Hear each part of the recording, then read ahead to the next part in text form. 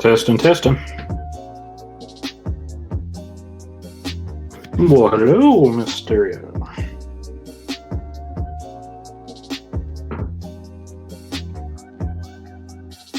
Oh, sure. Hold on just a second.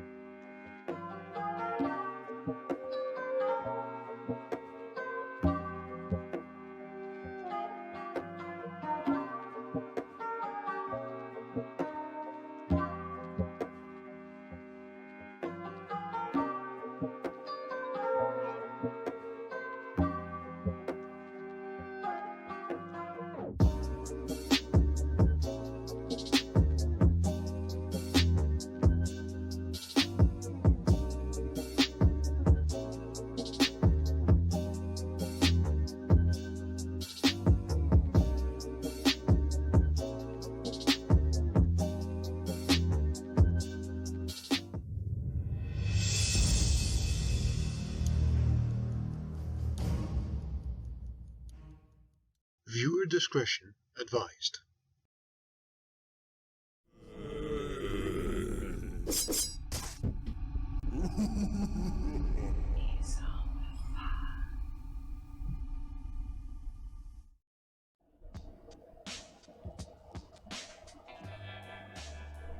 Hello everybody and welcome to Stereo Dread powered by Dezombified. With me in the studio is the lovely Miss Stereo, the Dominican dandy.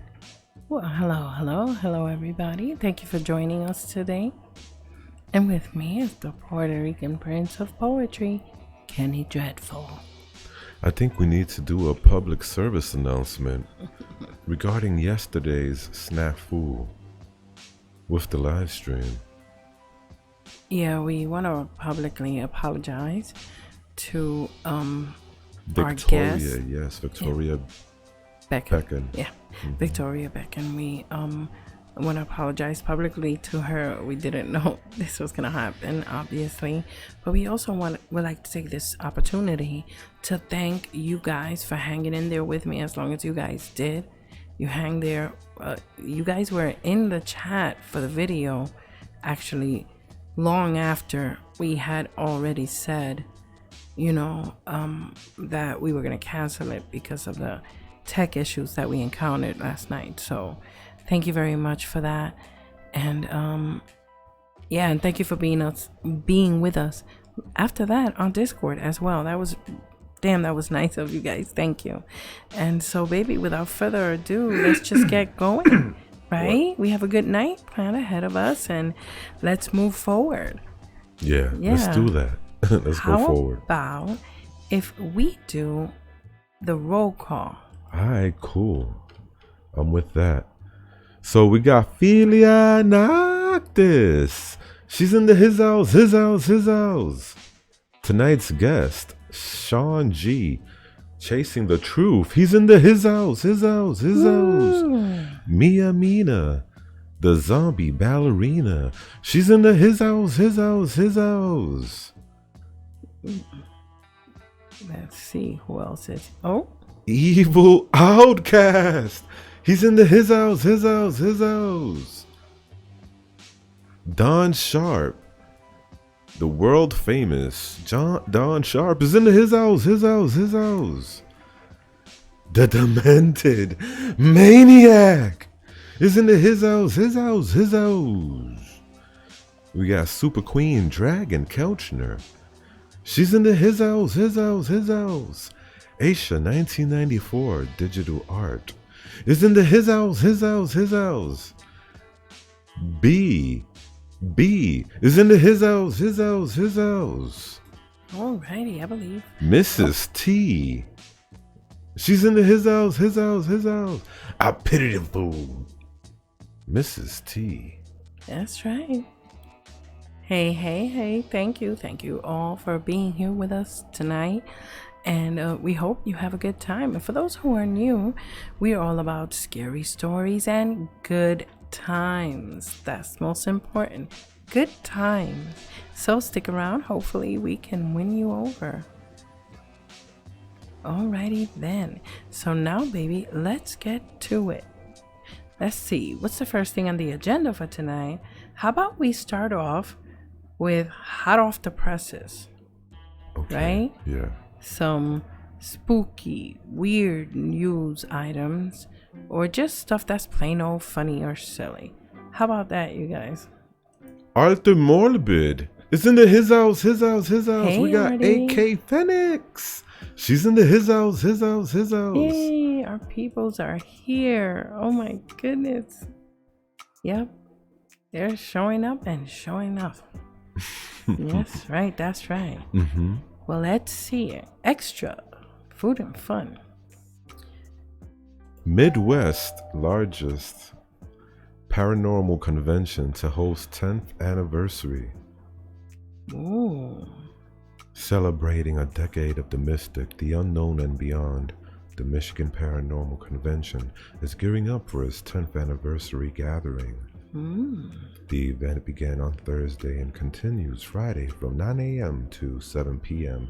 and Saturday from 9 a.m. to 5:30 p.m. at the Kuwadin Casino and Convention Center. The event has rapidly grown over the years, bringing in hundreds of paranormal fans from across the world. It gathers leaders and celebrities from the culture for galleries, speaking engagements, meet and greets, and more. The Michigan Paranormal Convention is now the largest convention of its kind in the Midwest. The event has more than 1,000 attendees expected from all over the globe for the 2019 edition. Cool. It's 3 days of great presentations and workshops, said Tim Ellis. When it's the 10th one, you have to go all out. That's right. So 10th one is a decade in, 10th annual. That is a milestone. So that's cool.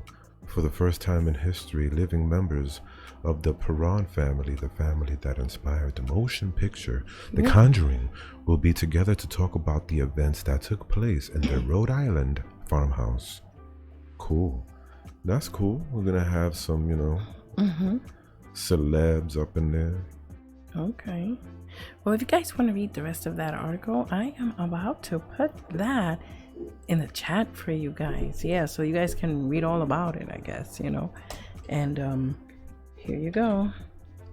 There you go. Here goes the link. And so, you guys can check that out. That sounds like something that would be interesting. It would be cool to see follow this story. I think I'm gonna well, I already bookmarked it into our browser, so I think I'm gonna really look up on that and put it like on a calendar. Hopefully they have a Google Calendar event set up, and we'll be able to just check it out and see how it turns out. It sounds like it's gonna be fun. El Loco Nightmare, baby. He's in his house. That's right. Straight from Chirac, baby. Chi-Town. El Loco Nightmare. I'm wondering how this is going to turn out. Unless it already passed, but then that means that they will have something online, Something online they're going to have to post something about it. Especially the organizers of the event. Oh man, this one's gonna blow your minds, people. Oh yeah.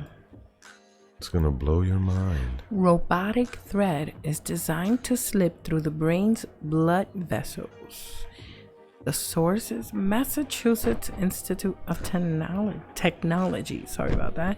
MIT engineers have developed a magnetically steerable thread-like robot that can actively glide through narrow winding pathways, such as the labyrinth vasculature of the brain. Wow. In the future, this robotic thread may be paired with existing endovascular technologies, enabling doctors to remotely guide the robot through a patient's brain vessels to quickly treat blockages and lesions, such as those that occur in aneurysms and stroke.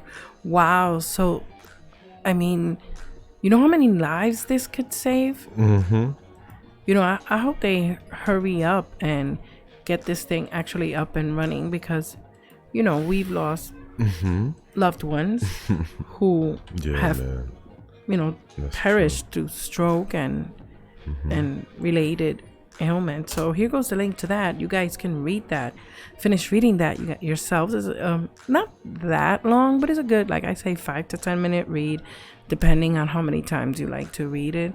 But that seems very how do I say, an engrossing subject. That is crazy, though. Yeah, it is crazy. Like a robot in your brain.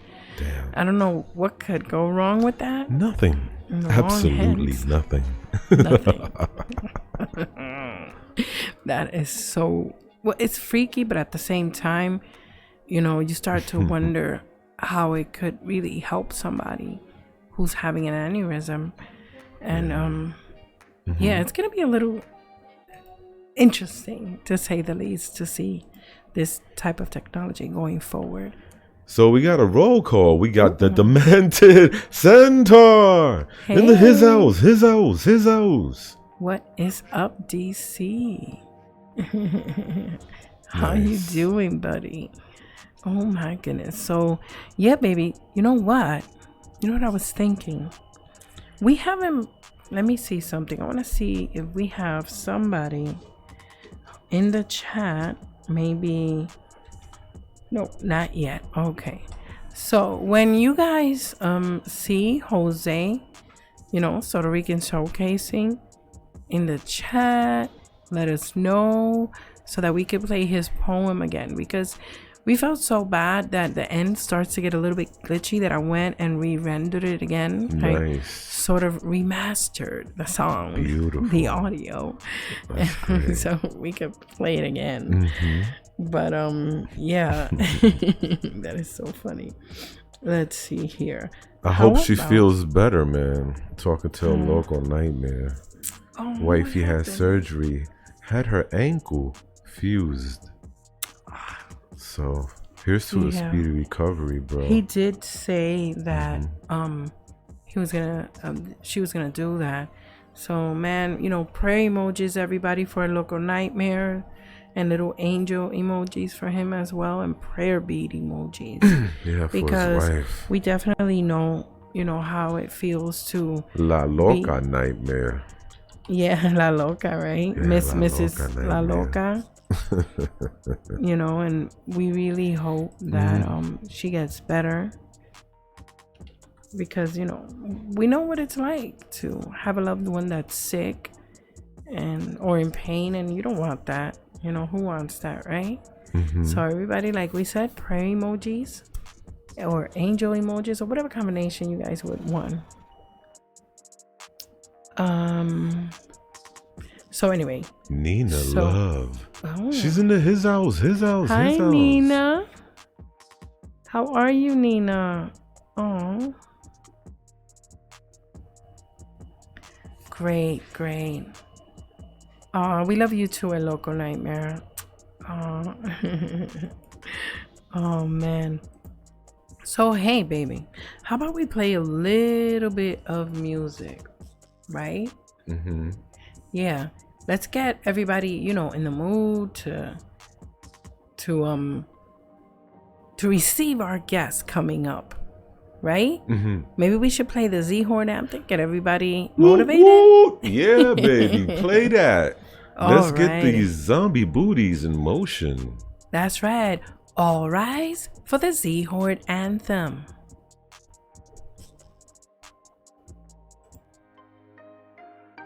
This one goes out to all you Dezomba friends, the Z-Horde.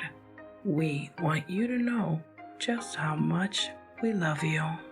Shout out to Ophelia Noctis, creepy clown girl, dark carnival got this. A local nightmare is so amazing. Puerto Rican Jose's entertaining. Dark waters, dog man is twisted. Asia 1994, really gifted. Dustin Fleming's stronger than the rock. Hellfire's out here making everything hot. Yeah, Braden 23 of fire is a G. We're kryptonites down, kid, he's family. Now there are times when we all need gore. Danny Martians in the house, never know what's in store. Mandy Mortem is legit and a queen. Gothic Rose enchanting, she's on the scene.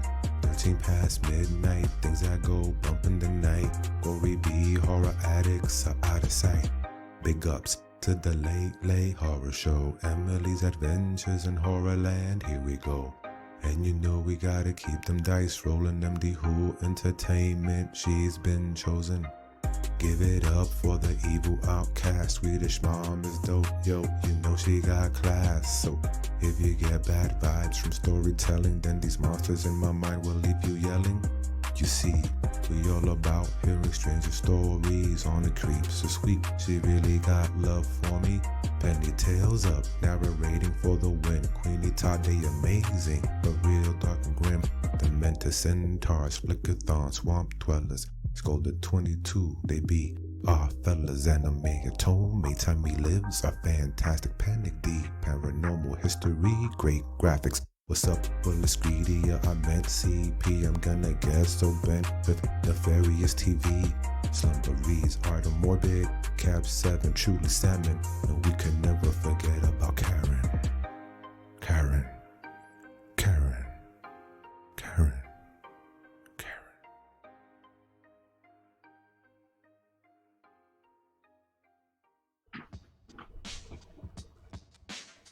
Hey everybody, we are back, baby. Hope you had fun shaking that zombie booty to that beat, the Z-Horde anthem.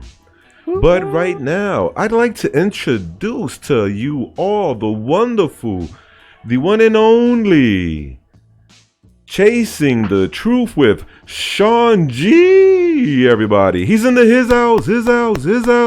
Welcome, Shawn, to Stereo Dread. Welcome. Well, thank you for having me aboard the Z Horde. Oh, thank you. That is awesome. No, actually, we're very grateful that you decided to join us and that you decided to join the Z Horde. You're officially a member of the Z Horde family, so thank you for that. Wonderful. Brains. That's awesome. No, but yeah, our family is growing. We're very happy, and we have recently just there's one thing to know how much your supporters care, but another thing is when you see it. And definitely last night we saw it. We saw the love. If you know anything about what's going on, then you know what I'm talking about. We missed we missed a live last night because of freaking updates and crap, and it was stressful. It was sprung on us I at can the understand last minute, last minute. Just popped up on the screen. We couldn't opt out of it. Nothing. So yeah, that freaked me out. But anyway, let's keep it moving. So, That's Shawn, the fun of being live. right? Yeah. Let's ask you something, Shawn. Please tell our audience what you're all about, who you are, and what you do on your channel. Well, what I've got is a channel. My name's Shawn Graham, and I'm host of Chasing Truth on the Dark Waters radio channel. And we're on UPRN 107.7 FM out of New Orleans. And we just started on the New Orleans channel probably about a month and a half ago, something like that. My channel is based off of a host that had a near-death experience, which is me. And how I got to know DW, Dark Waters, was I was working with another paranormal radio host, Jim Mallard, on the Mallard Report, sort of, kind of. And I called into DW's live stream one night and told him a story. And it was something that had to do with something I witnessed myself. As in my other life, before I had to retire, I was a respiratory therapist and a polysomnographer, which is a sleep lab specialist. And I was over like 5 sleep labs at the end of my career. So that was the one thing. And then how I got on DW's radar was I called in one night and told him a scary, true story. And he loved it. He asked me a couple times to host a podcast. And I was like, okay, sure, why not? Let's do that. And now about 2.5 years later, here I am talking to you guys. So wow, my Chasing the Truth is actually what I've been doing since my near-death experience in 2015. November 17th, 2015 is when I actually went in to have surgery to remove my left leg. And I was in a coma for like 11 days. I developed. Say again? No, go. You continue. Oh, okay. I thought I heard somebody ask a question. No, he was just reacting. How I lost my left leg, I developed a necrotizing fasciitis, that flesh-eating bug that you hear occasional stories about. And I was told before I went into surgery that I had about a 30 to 40% chance of even surviving the surgery. And during my 11 days in a coma, I was pretty close to death from what I was told. And I had an out-of-body experience that, to me, lasted for lifetimes. And then again, it didn't last but just a blink of an eye. And after I woke up and was in a hospital for 3 months, so some of the paranormal stuff kind of smacked me in the face. I had a lot of paranormal stuff happened to me while I was in the hospital. I had a lot of paranormal stuff since then happened to me. And I have come into contact with so many people who's had near-death experiences, paranormal experiences, dogman encounters, Bigfoot encounters, ghost stories, you name it. I've talked to a lot of popular people that do podcasts and whatnot. I've had some crazy stories given to me, and I can tell stories from my point of view that I've experienced myself.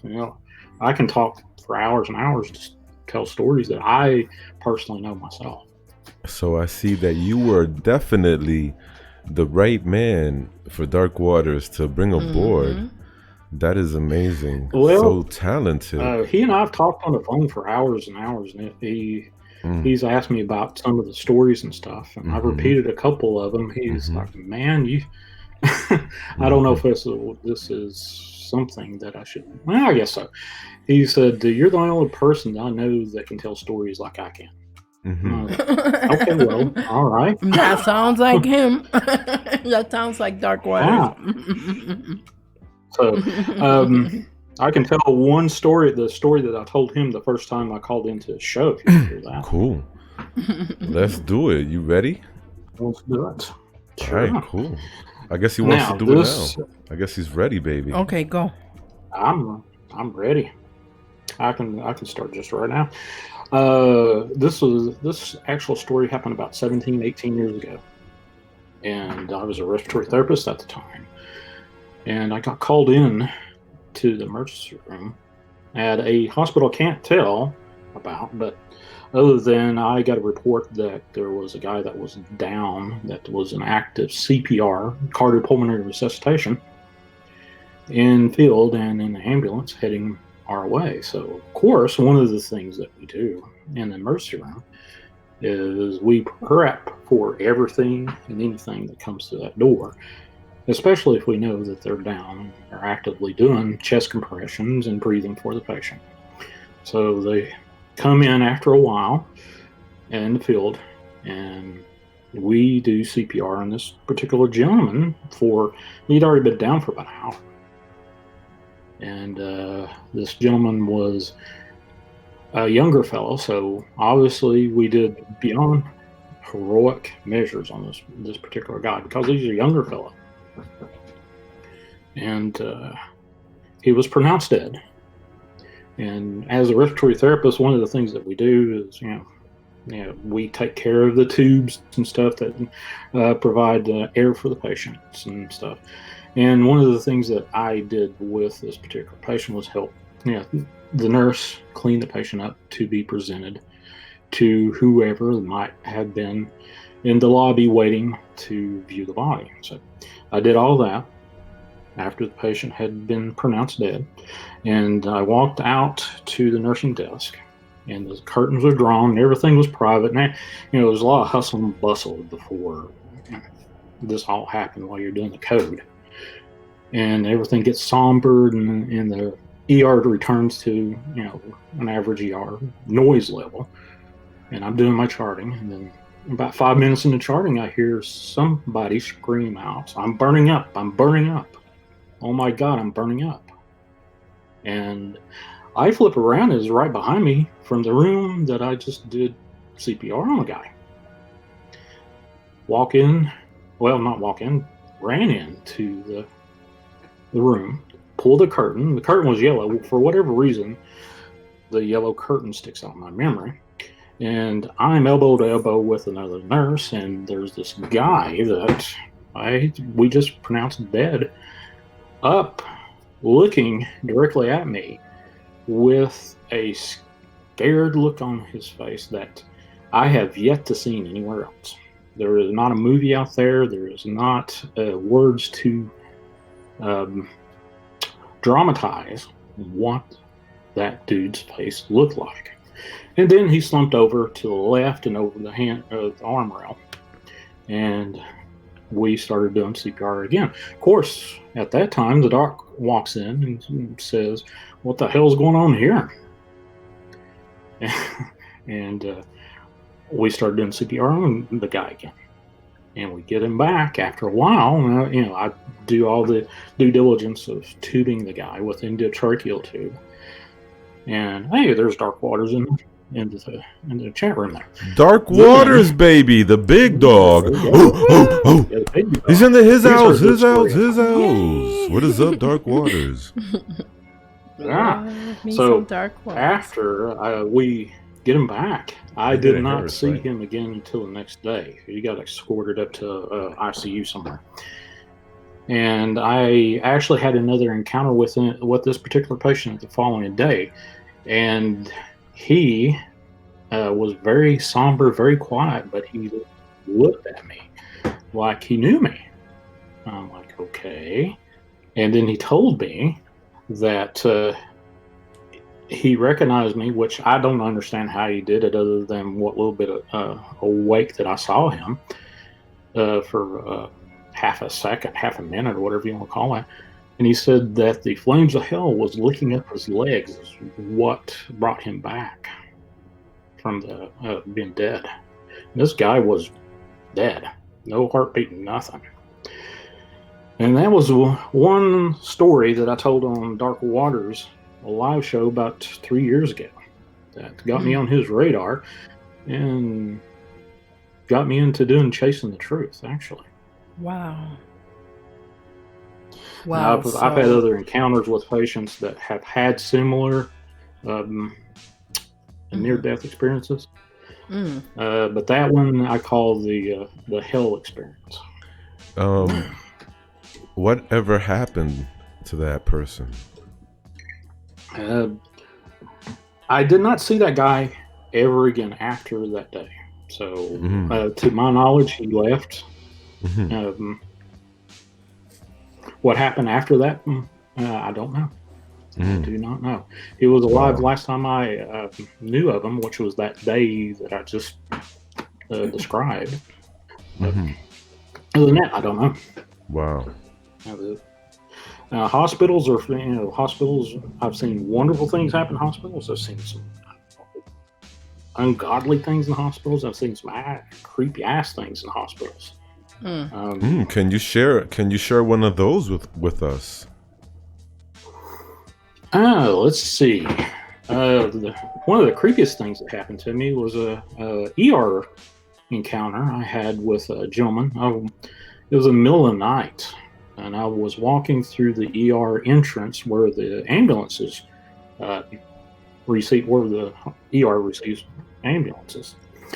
This is just a quick, easy way to get in through the back door kind of deal. And I walk in, and here's this guy. And he was almost bald, but he had a lot of hunks carved out of his head. And you look at that thing, look at the top of his head, and you think, what am I looking at this guy? And he says, "Hello, Shawn, I've been waiting for you." And I'm like, what? And turns out that this guy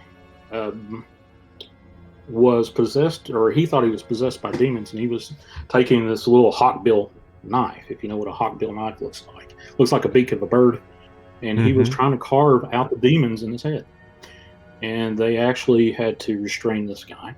And I didn't have to do anything with him after that. He didn't have any need for my services. But I sat down kind of going, what in the world was this guy? And I got the story on him. And I looked down and I noticed that my name tag was underneath my lab coat.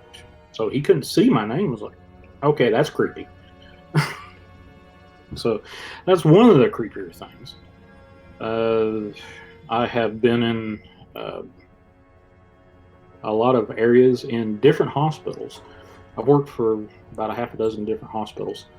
But a lot of the places that are haunted within the hospital, I've been in by myself and along with other people. It's creeped me out. There was one old converted ICU that I used to work in, and I've spent I don't know how many years in that particular place, but it was haunted by a patient that had passed away a number of years before I even started working for a particular hospital I'm referring to, and he died a very horrible death.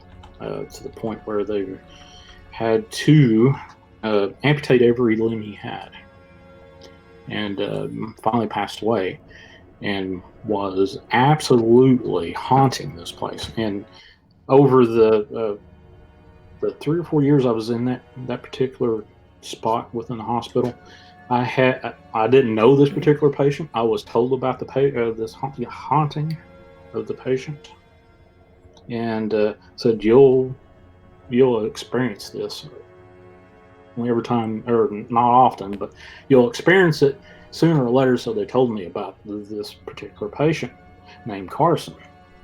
Now I'm not going to say what the last name. I can't even remember the last name, but I had patients that I dealt with that would explain to me that they were being watched while they were sleeping. And over a course of like 3 years, I had like 3 or 4 patients describing to me the same guy wearing this white collared shirt, sitting in the corner, in the same corner in a high back chair, looking at them while they were sleeping over the course of 3 years, 4 years. So yeah, if you did not believe in the paranormal, working in a hospital either will get you there real quick, or if you're just one of those particular patients or people that absolutely does not believe in it and will not believe in it, you know, I've seen people that was on the fence of non-believers and experienced something like that. Like one night I was at one of my first hospitals I worked at professionally, and in the middle of the night I was on duty with another respiratory therapist, and I was in the respiratory therapist's office, and another respiratory therapist came in and sat down, and she was white as a sheet of paper. Wow. And her eyes was big and dilated, and I was like, "Are you okay?"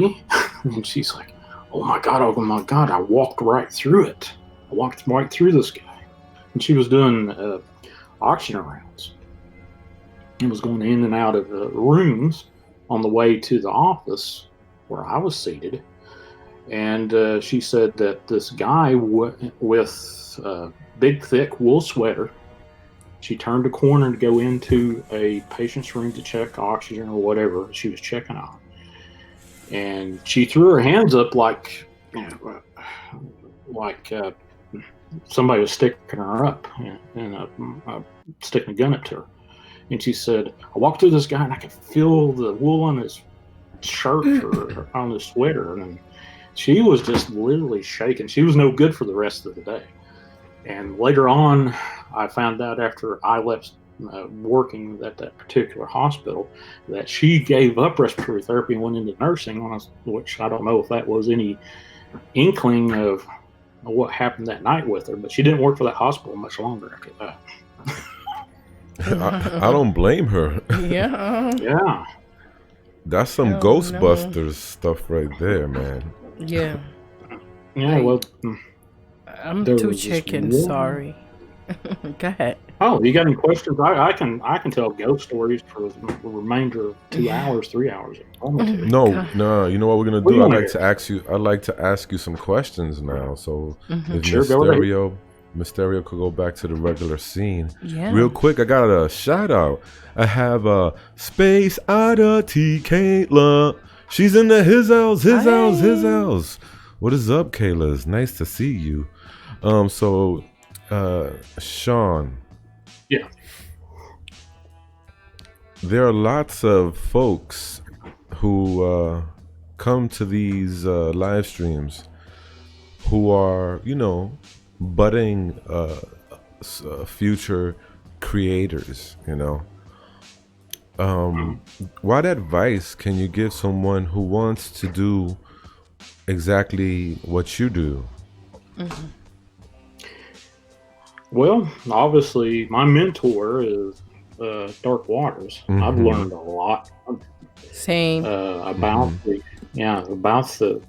the actual doing the live shows and the podcasts, and I've taught myself a lot doing video editing and audio editing, which interestingly enough, the mixers and everything that I'm doing with the audio and amplifiers are similar to where I was in sleep medicine. The amplifiers and stuff that they use to amplify the brain waves are along the same lines, the same theory, the same science to do the audio. So it wasn't a stretch of the imagination for me to get in and start doing audio edit. Now the simple things that if you're going to go into it, now I know a lot of people do their audio and stuff from a handheld device, totally, which I don't do that myself. I've got them. I could probably do that, but I've got a MacBook and I've got audio set up. And the biggest thing is learn your equipment, what its strengths are and what its weaknesses are. And the first microphone I got had a really problematic echo problem. And the first the first few shows had a lot of echo where I live in an old 120-year-old house that is very haunted, by the way. And I did invite Dark Waters to visit me, and he said, "No, I ain't going up that place. It's too haunted." But I had to, because of the echo of the mic, I had to stick all my equipment in my closet to get the echo out of the audio stream.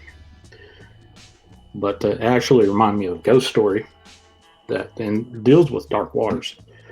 But long and short of it is, one, get your mentor, find your mentor, somebody that's kind enough to lend their ideas to you, that really gives a damn about what you're going to do with your career or whatever choice that you're going to do.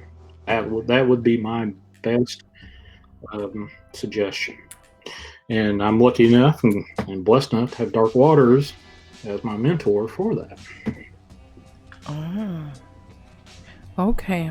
No, hey, we don't blame you, because honestly, he's sort of like the same thing to us, It's finding somebody. And what I find so awesome and why we give him so much props here is because he will literally pick up the phone anytime we call. That's number one. Another thing is, we are sort of like competitors, yet he doesn't care. He still tries to help us. He's not trying to keep people down who are smaller than him.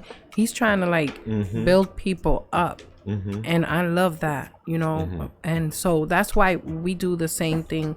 We try to emulate that a little bit here, try to help people and try to build people up, especially to our supporters and people who come here all of the time, because there's a lot of talent out there, especially in the horror community. We notice that.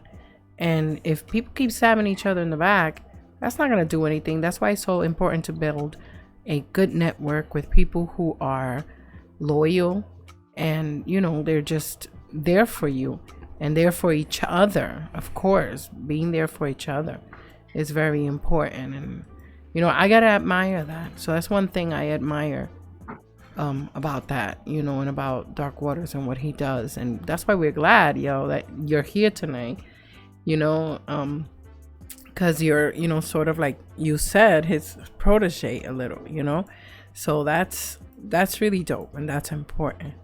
So, yeah, I'll let you respond. First and foremost is just to outline what I do. Is I tell stories, but I'm not a narrator. Have I narrated some stuff? I've got some stories I narrated for Halloween last year, but that's about it. I grew up in an area where oral tradition of telling stories, right off the top of your head, was what I grew up with. Stephen, 13 Past Midnight, he knows a little bit about the storytelling traditions that are in my area in Southwest Virginia, Northeast Tennessee, Kentucky, and that part of the genre.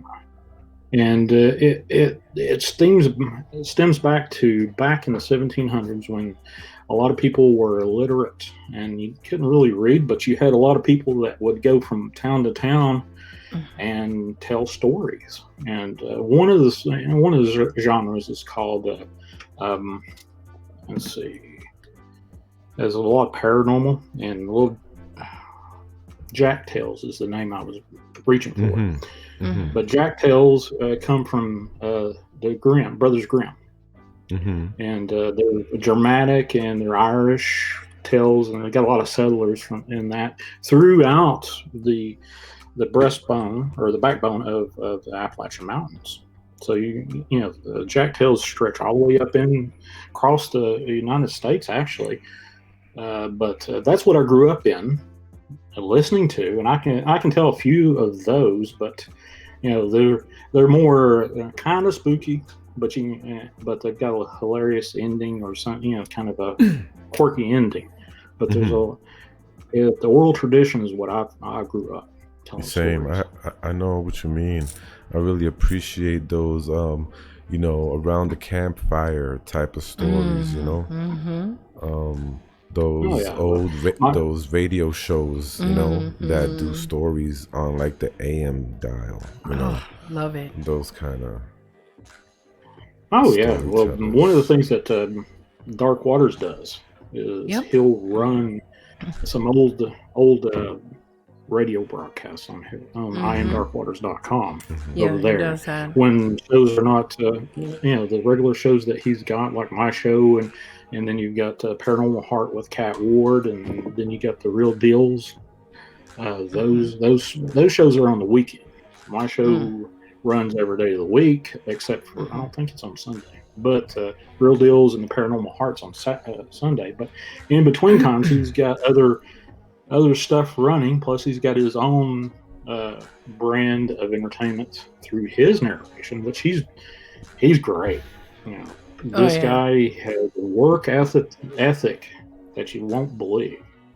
I've heard stories that he's been working on. He's actually privy to me with a couple of, I guess, beta test recordings. And he's just not happy with it. And I've listened to a couple of them, and I was like, man, there's not much that I could really offer to tell you about other than, this sounds a little cheesy for this sound effect or something like that. But he'll say, yeah, I'll work on it. And then about a month or two later, he'll say, I got it. And he'll say, I'll see it on the thing. But you mentioned about how he helps everybody, and that's one of the things that, as me, from my professional healthcare point of view, that's what I did. That's one of the things I got into healthcare, was to help people. It didn't matter if I was in competition or whatever. Obviously, me being a manager, I had to look at the bottom line. But I can see where he's coming from when he's giving you, financial advice or something like that, which he's done with me on occasion, which I agree with some of it, and some of it I don't agree with. But he is a fantastic guy. So I know he's got his folks that don't like him for whatever reason. He's one of those that you instantly love or instantly hate. And I just love the guy. I hear you. Real quick, I got a roll call. I got a Maskino. Maskino's in his house. Hi, what is up, Maskino? Maskino? Maskino's awesome. So what's your favorite scary movie, Shawn? Do you have one? Well, scary movies to me, before I had my near-death experience, I liked watching. But after, the last one I actually watched was Conjuring. With a girlfriend, and I looked at it, and I was like, well, it's kind of spooky, but then again, it's not. I just don't find the thrill for scary movies. The stuff that I endure or come across on a day-to-day basis is a lot scarier than any scary movie I've seen. So, I don't know. Waking up in the middle of the night and you hear disembodied voices, or you have your girlfriend wake you up and say, Shawn, what's those two ladies out in the hallway? I hear them whispering, knocking around. And of course, I'm totally used to that. And we'll be talking on the phone or something like that. I'll get real quiet because I hear voices and stuff in the house, and I'm like, wait a minute, I hear something. She said, what's up? And I've got a bunch of cameras and stuff all over the house where I'm sort of handicapped, sort of kind of. So I don't have to worry about, do I need to get my butt out and look? I can just turn on the camera or look at the camera feed and say, well, there's nothing out there or anything like that. I caught some interesting things in this old house. Wow. That would have been interesting to set up. But hey, next time. Would have been interesting to set up 1 or 2 little slideshows to show in the background here. Oh, I wish I would have prepared better. Sorry about that. Won't happen again. I've got about a gig's worth of interesting things. So, I bet you do. My last show I did, I ran an EVP that my girlfriend actually caught on my hallway camera. In the middle of the night, where I have 7 cameras all over the house, I can basically tell if something's outside or inside making noise. You hear this bang and then this male voice mumble and another couple of bangs. And I'm like, she brought it up to my attention. And I was like, I can't explain it. So I looked on all the cameras, and I've even got a camera in my room because there's some stuff that goes on while I'm asleep. And I was asleep. There was nothing on in the house that made noise. There was nothing outside that made noise. Other than my neighbors right before this show started, they were doing a sing-along on the front porch. But, that's normal for the South here in my area to, instantly hear somebody singing something outside. And you're like, oh, is that a radio? No, that's not a radio. That's somebody on the front porch singing. So, luckily, they're not singing now. So, you would be privy to some country and western song, I'm sure. My goodness. I mean, you've lived. That's one thing that's for sure. And how you can tell when a person has lived is, many times in your case, when they almost died, that's when you can tell, damn, I've lived, because I've been so close to death. I've had a few NDEs myself. I don't know if even they would be called NDE. I don't even know. I just know that one time I went in for surgery. I've had quite a few surgeries in my life. So one time I went in for surgery, and I know that I was asleep. Okay, deep in the sleep. And when they had finished with me and they were recovering, I know that for whatever reason, I came out singing, half asleep. I was singing, yes, Jesus loves me. And I know that when I started to sing it, the guy that was pushing my gurney, he stopped and he kind of just like froze, and he looked at me, and I just smiled at him.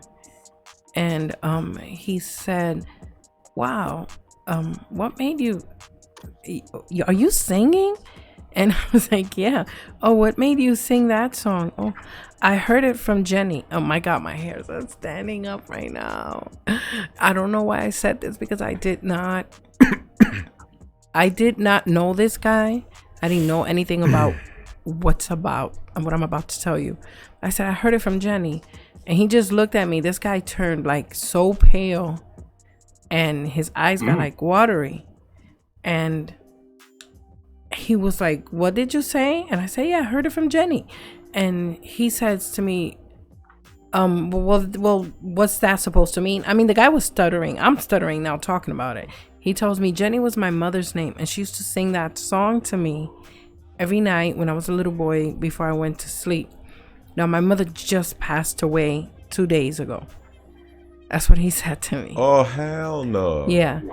And I don't remember seeing his mother. I don't remember talking to her.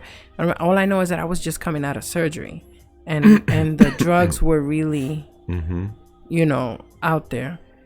And he said, you were laughing and you were singing that song. Later on, he talked to me, and I'm like, I don't remember anything. I'm so sorry, because I didn't remember anything other than that one little thing where that one little conversation that him and I had right when I was coming out of surgery. So that was very interesting. Hey, baby, we have a roll call. Knock, knock, Miss Stereo. Who's there? MD. MD who? MD Who Entertainment. Isn't it his house? And we also have Nabul. Nabul. Isn't it his house? Awesome. Welcome, guys. Thank you. Hey, I got a question. Yeah. For you listeners in the chat, what type of story do you want to hear paranormal wise? Now, I give out stories from all kinds of genres, from Bigfoot, Dogman, ghost stories, demon stories, you name it. What you're taking requests? Kind of I want the first request. Me. I'm first. Me, okay, Shawn. Pick me. Pick me, Shawn. My hand's raised. Go right ahead. Okay, cool. How about you tell me a scary Dogman story? Okay. Yay! There you go. Good story time. Well, I've actually heard several Dogman stories. Now, this particular one that I am about ready to tell, I've heard from 3 points of view, 3 different witnesses for the same event. So, one Halloween, there were these 2 ladies coming home from a Halloween party. Now, one of the things I asked the first time I heard this story was, were you drinking? No, we never drunk anything.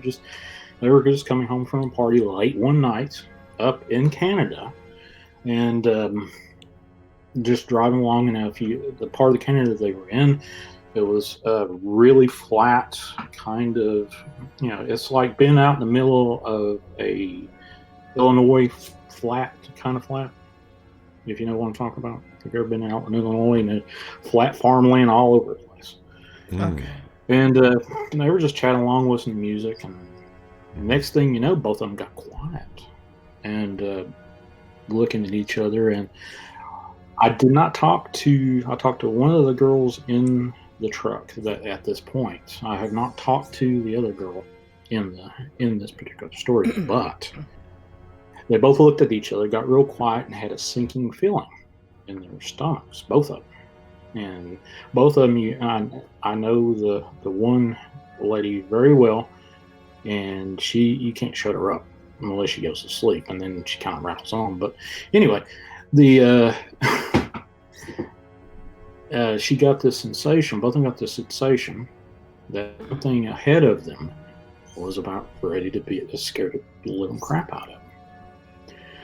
And as they're driving through the straight road back to the driver's house, they see in the distance this big 8 to 10 foot tall mass of hair with red eyes.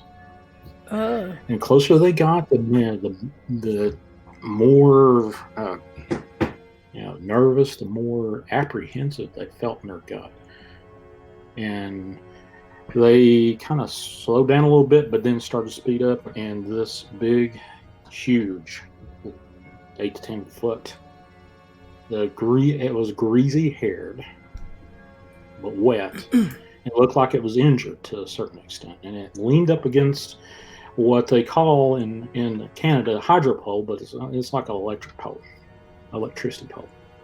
Leaned up against the pole, and they shut up for the rest of the trip to get to the house. But after they passed by, they looked in the back rearview mirror, and they could see the red eyes of this Dogman.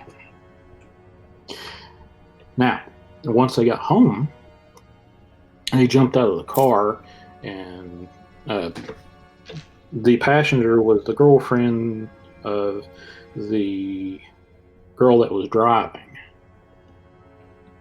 And she was there. The girlfriend's driving, or the lady that owned the house owned the car that was driving. They jumped out, and the boyfriend was there, which was the brother of the driver. Which it was all really related, and the mother of the two, the brother and the sister. I heard from those two people there and mother about this one story. So they jumped out of the car, got into another car, and they got a hold of their guns and stuff, which apparently is a big no-no up in that part of Canada. So they run back and try to find what the hell they just saw, and they got back to that light pole and they didn't see the dogman, but they saw this big bull, B-U-L-L, in the middle of the road. And the first thing popped in my mind was this a skinwalker instead of a dogman? And they turned around and come back, and there was that bull with the big red eyes, and the story keeps on going after the encounter. I heard what happened to the mother. The mother actually encountered something outside the house. The mother didn't go along with him. The mother encountered something outside the house that she heard growling and thumping around outside the house after they left. So I'm kind of wondering, did that dogman or something that was attached to that dogman, or maybe its mate or whatever, followed them along to that house?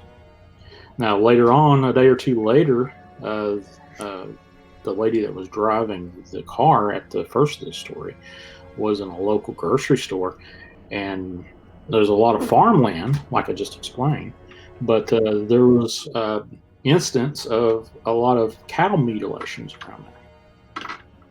So, and the farmer said that they had cattle mutilations, and the driver actually said, "Okay, what's going on here?" And there's a lot of tribal land around this particular area, and I can't tell you exactly where it is because I was actually sworn to not say where it was in Canada, because even though it's so rural, to give certain details gets out. Now, the second girl in the car that I explained earlier, the passenger, I'm not talked to her. One of the reasons that she has not come forward is she is Aboriginal up there. And one of the things with Aboriginals, they don't talk about what occurs on tribal land at all. So that's one of the creepiest things with a dog. That's one of my dogman things. Now, I've talked to one of DW's sources of a dogman story that's really robust. He's actually released a few stories on it, but I've talked to the gentleman that was the source of the stories about the men in black that was at this gentleman's house around a dogman site. Now, I've talked to this guy. I could tell you how many hours and hours and hours, and I can't tell you what the heck he saw, but he saw something, and he definitely had an encounter with a bunch of men in black dress, camo, military style fellas, and they just creeped me out. He's told me the story so many times, and he does not change his story. Like the other story I just told you about, the one in Canada. Mm-hmm. There's a few other. There's a dogman killing that I'm aware of up there. And I've actually read a story about this dogman killing.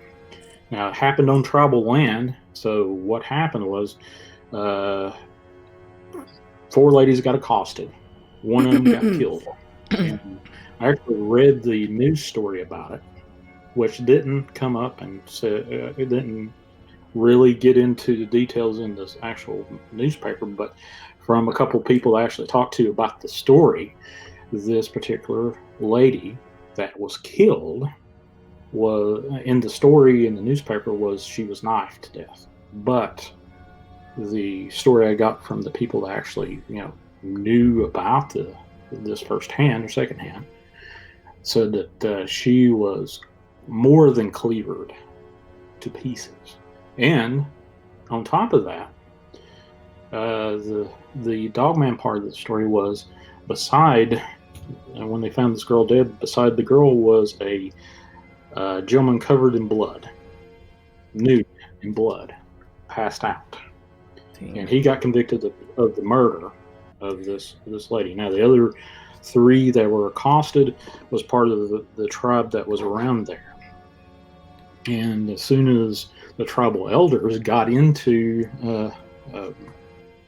investigation, they shut down the whole tribal land for this investigation. So nobody from Canada could go in, from the police or anything like that. They just shut it down, and nobody heard anything else from the 3 that got accosted by this dog. That's one story that you don't hear about, other than if you've heard me say anything in the past on other shows or anything like that. Whoa. There's you a couple of Dogman stories. Wow. Those are crazy. Those things are so freaking scary. Mm-hmm. I wouldn't want to meet one. I've never had a cryptid encounter myself. Now, I've known people that have told me about Bigfoot encounters. Whoa, that I've known you serious? My entire life. Wait a minute. Yeah, serious. So, wait a minute. Can you do a Bigfoot story? Yeah. All right, but real quick, I gotta Okay. say thank you to Space Oddity Kayla for showing up, even though she was at the ER earlier today. So thank you so much, Kayla. You are tough as nails, baby. And I gotta give a quick shout out to 13 Past Midnight. 13 past midnight. He's in his house. Hey. We also have CCG, Creepy Clown Girl, everybody. Yes. She's in his house. Welcome, What is Creepy up? Clown Girl. Creepy Clown Girl. Nice. Okay. Well, the Bigfoot story that I'm aware of, this was told to me by a friend of mine that I grew up with. And I've never seen a Bigfoot in my life. Have I been in an area that, now that I look back on what I know about the habits of Bigfoot, have I been in an area that might have had Bigfoot in it? Yeah. But he told me about this story one evening that he lived on a mountain ridge nearby. And they just had released some elk. It was on the Kentucky-Virginia border where I live. And they just released elk back into the wild around here after they had been hunted away. Mm-hmm. Went into extinction.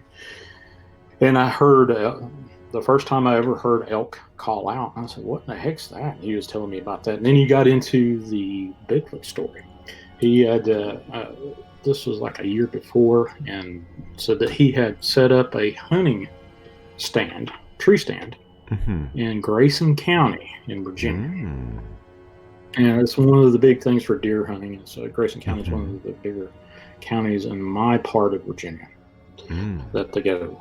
And yeah, it's really methodical if you're really a big avid into deer hunting and big game hunting around here, that you really get in and you scope out the territory and set up your tree stand, and you have all of these remote cameras and tree cameras and stuff to find out what the migratory pattern of these game that you're hunting. So this guy gets up after scoping out this place for like 3 or 4 weeks, and he's already installed the tree stand, and he was setting up in the tree stand early.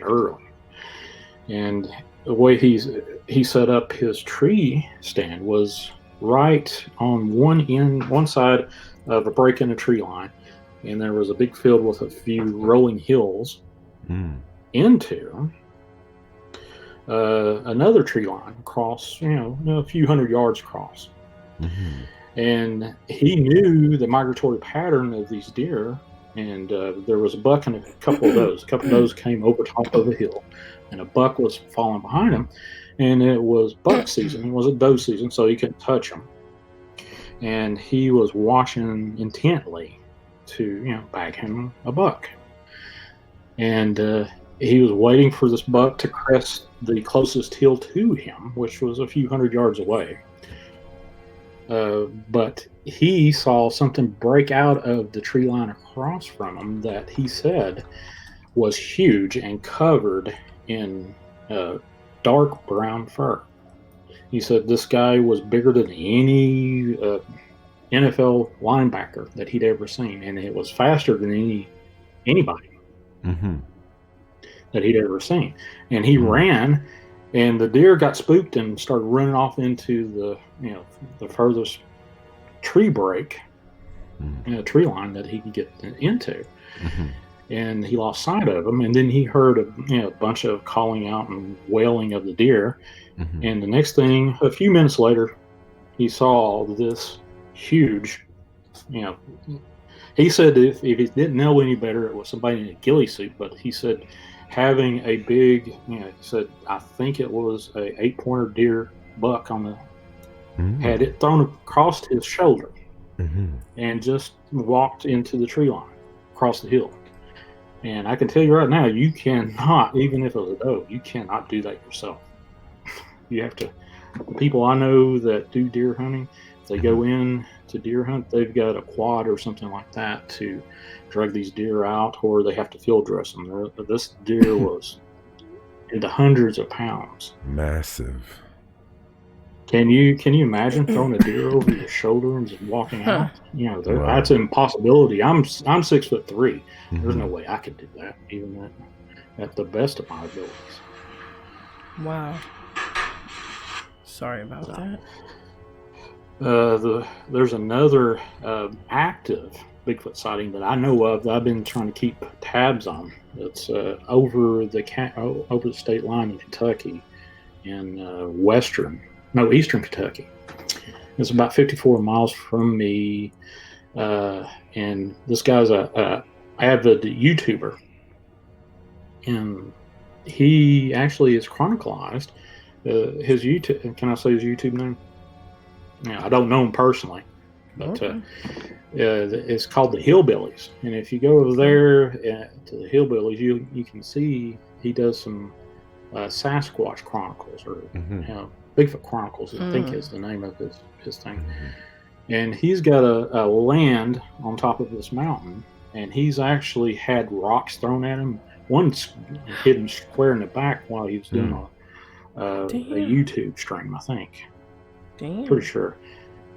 And I've heard some stuff and seen some stuff on his channel that kind of makes me wonder, he's got something. But in this area, 7 miles from where I'm sitting right now is Jefferson National Forest, and they've got a statue erected of the Bigfoot, which we call the Bigfoot here Woodbooger. And I've actually got a couple pictures of my girlfriend and I. We visited this mountain side that has this statue, and I've heard of Woodbooger all my life. And I didn't even really realize that they were referring to my grandmother always said, Shawn, don't go out in the middle of the night. The booger's going to get you. And I didn't really realize what she was referring to, other than she's trying to spook the hell out of me to get me to mind her. But she was talking about Bigfoot. So, yeah. That's Bigfoot is a crazy cryptid that has a lot of history, not only in my area, but all up and down the Appalachian mountain range. Yep. And there's always like lesser known cryptids as well. Wow. So wouldn't you like to have a Bigfoot in your backyard? No. No way. No, thank you. No. I'd pass. No, thank you. Maybe Henry from the Henry and the Hendersons. He was cool. Or was it Harry and the Hendersons? I'm one of these guys that just don't go hunting for paranormal. I'm afraid that if I go hunting for paranormal, I'll find more than what I'm looking for. So. Yeah, sometimes it follows you back, you know. Zach Bagans, he's the man, and he be getting attacked a lot at those places that he ventures into. I believe he gets possessed a lot. Yeah, attacked in all sorts of ways. I honestly don't think he's gotten rid of a lot of stuff that's gotten attached to him, because he played too much. I've seen some of Zach's stuff, and I find myself talking to the TV screen when he's doing crap on the. So, man, you don't need to do that. You don't need to poke that doll anymore. I'm like, dude, what are you doing going in there? And I yell at him all the time on the screen. So you right. I hear what you're saying. I think a great story to hear would be something extraterrestrial if you have anything. Extraterrestrial. Oh, yeah. Okay. Well, this is actually my own story about seeing a UFO. And I've actually got it documented. There is a website called Nuforc.com, Nuforc. And I used to have the link for it, but my report's in there, and it's back in 2009, I think. It was when the first Avengers movie came out. And the lady that I was dating at the time, we came home after the Avengers movie.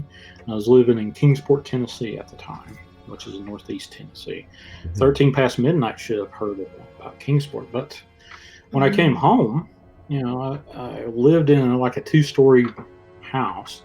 But the top floor was the living quarters, and the bottom floor was like the basement kind of establishment. And I had a lot of trees, and one of them was a big old oak tree that was about 75 years old, so it was rather large. And I just so happened to look up, and there was this light above my house, above this oak tree. I kind of looked at it as I was going toward the carport, and I happened to look back up at it again. And I had the wherewithal to grab my iPhone 4 at the time and start filming the thing. So you can, still have the actual footage from that iPhone. But the weird thing was, you can only hear myself and my girlfriend at the time discuss what we were seeing. And the last 3 or 4 frames of the video, you actually see what I finally saw was 3 lights in a triangle section with a red strobing light in the middle. And I saw it for like 5 minutes.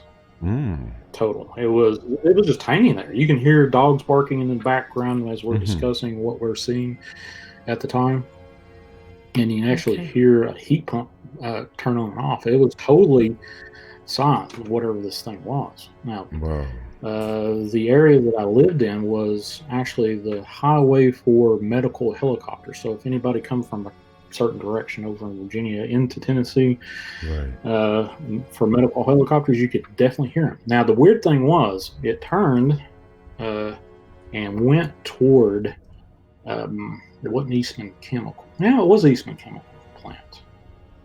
It turned a sharp left and left my field of view. Now, after it left my field of view, you hear this heavy bladed helicopter, this huge helicopter in the midnight. Coming from the opposite direction, but following the same line of flight path as this, what I've learned later was described as a TR-3B. I don't know if you've ever heard of that. And that stuck with me forever and a day. Must have been terrifying. Yeah. There's other things that I found out about the area when I was a respiratory therapist.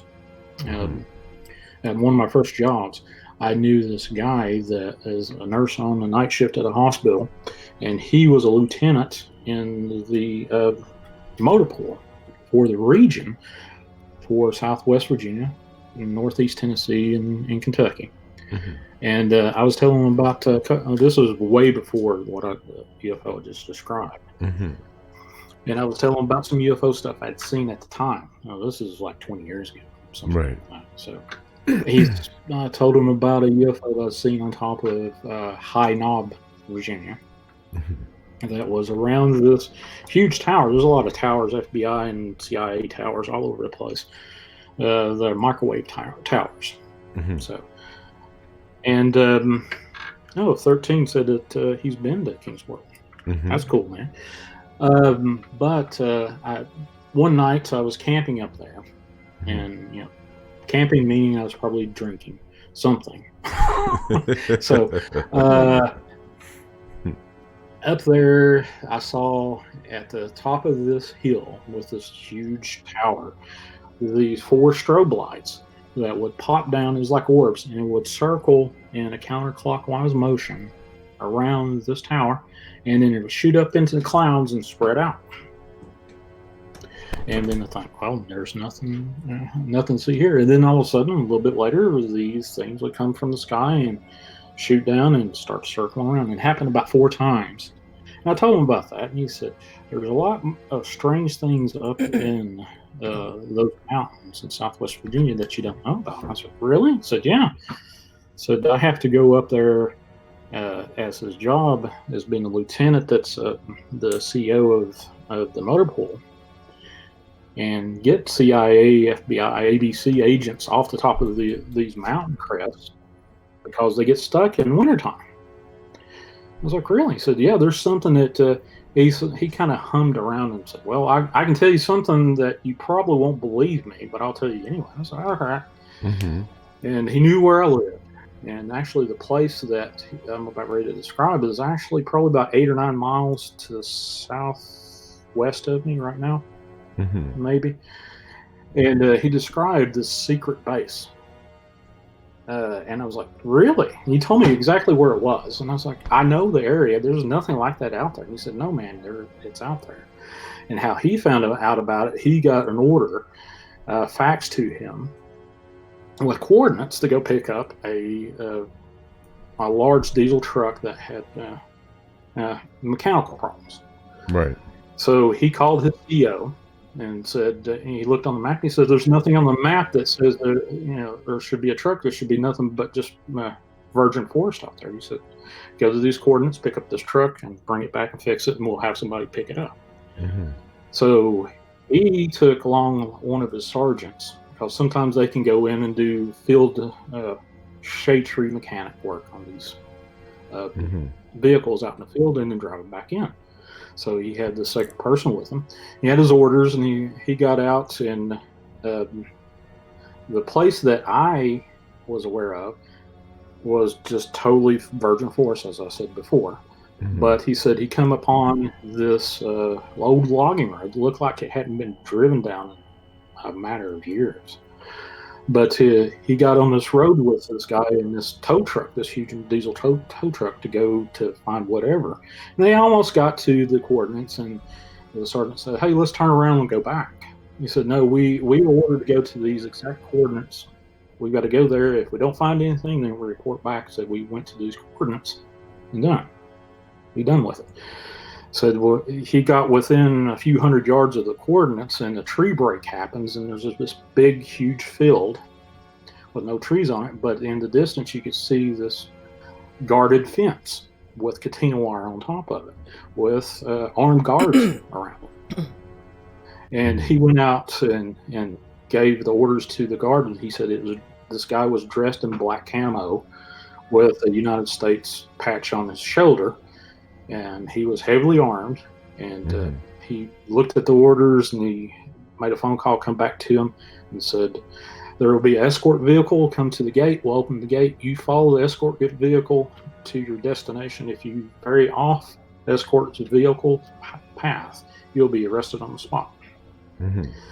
So he told me that this was like a really huge, robust base. I was like, there's nothing out there, man. He said, well, if you don't believe me, just don't believe me, or you can go out and find it. And I said, I know that area because I used to try to date this girl that lived on the road to get to this logging road. I said, I basically know where the logging road is, but I've never seen anything like that. I've been all over these mountains. Right. And I was married at the time, so I went out to one day. I had a few days off, and I told my ex-wife at the time, I said, hey, I'm going to go out and find this whatever this is, this base. She kind of laughed at me, my ex-wife, and said, okay, I'll talk to you later. And this was way back before anybody had cell phones. This was back before I even had one of those big brick phones. Wow. But I went out there, and sure enough, there was that road. He told me what it was identified with. There was a little sign and some other stuff. So I took my car out, and he told me, he said, once you find a break in the tree line, don't go past that, or they'll know that you're there. I said, okay. So I drove about 2.5 miles down this thing, and I was about ready to give up, and there I saw the break in the tree line. And I was like, holy crap. Confirmation. So I pulled off to the side of the road, I went through this virgin forest. It was a bunch of really old pine trees, and you could walk through it, but it was virgin forest up until breaking the tree line. So if you're walking through it, you're making all kinds of noise, no matter what, if you're walking in any kind of forest. So I walk up to the edge of the tree line. I didn't go past the trees at all. There I saw exactly what he described to me. So this big, huge gate with catenna wire on top, the razor wire, and the guarded outhouse, or not outhouse, shack outhouse. I was about ready to. I heard an old story about a haunted outhouse a couple days ago, so it's stuck in my head. Well, we got 2 requests for stories actually. Okay. Mm-hmm. We have one from Mia Mina. She wants to know about a loup-garou story, and that's the first one. Yes, that's the first one. And loup-garou is like a Bigfoot. Okay, now, okay. I've talked to a couple of Fortean researchers. Mm-hmm. One is Tim Rayner. Mm-hmm. He's from up in Pennsylvania land. The other one is Lon Strickler. You may know him from Phantoms and Monsters. Mm-hmm. That guy.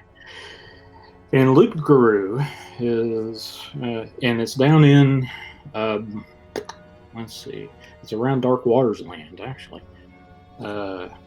Is like a hairy werewolf kind of thing. Mm-hmm. I don't know any particular loup-garous. I just know the backstory of them and where they came from and stuff like that. I don't know any specific loup-garous stories, but I'm pretty sure Dark Waters does. So I can't give you a loup-garou other than the backstory of it and the history of it. Mm-hmm. That's about all I can tell you about that. Mm. You tapped me out on that one. Very good. Dark Waters. 13 past midnight has a question. Oh yeah, he's asked if you were ever in the Sansabar Tunnel in Kingsport. Yes, I have. The Sansabar Tunnel is in Kingsport, Tennessee. Now, This is one of those places. It's left over from the 1800s when they were building railroads and stuff through the region. Kingsport, Tennessee is like the super highway because it's got the Holston River and stuff through it. So there was a lot of trade back before roads were installed. So they had to, Sensabaugh Tunnel was created because of the building of these railroads. And nowadays, it's used as a gathering place for people that want to get haunted out of their skulls. Because I've been up to it. I've never been in it. Now, I know a couple people that have been in it and took some pictures. And I know this one gal that took a picture, and I've seen the picture of her standing with the backdrop of the opening, the lighted opening of the actual Sensabaugh Tunnel, with this hand reaching out of nowhere, disembodied hand reaching around her left arm. And I'm like, what it is there's a lot of legend behind it that there's this old man Sensabaugh back in the, I think the 30s or 1900s, easy, that there was a murder. I think since old man Sensabaugh went crazy and murdered the entire family inside the tunnel, and it's haunted by a woman that will scream at you. So there's all kinds of crazy, wild stuff around that Sensabaugh Tunnel. Now there's a haunted Indian cave that is over, I think, toward Boone's Creek, Tennessee. 13 past midnight should know Boone's Creek because that's got a lot of ghost stories over through there. There's a haunted Indian tunnel or Indian cave that if you do spend the night there, that you will be introduced to the ghosts that haunt there from the Cherokee that haunt that cave. Now, I've not been to that personally, but I just know of it. Wow. So, he says, hold on, because he left a comment about that 13 past midnight. He said, okay, here we go. He says that people have reported hearing a baby crying, seeing a man in the review mirror, seeing a figure sitting in the back of the seat. Oh man, finding a child. There's one story that dovetails into that. Now, there's two stories about Sense of Awe, the old man Sense of Awe. But there's one story that if you drive your car into the tunnel and you park it and just put it in neutral, that the car will go forward. And there's one story of this happened to a couple younger people that were driving around and trying to get a jump scare on themselves. And this happened, and the car is pushed forward under whatever power. It wasn't the car or the persons or anything like that, but they found the handprints of a baby on the back trunk lid of that car. Oh, wow. Yeah, that's what he has said there too. Ever do go out to Kingsport? Look up Sense of Awe Tunnel. That's one of those really haunted places.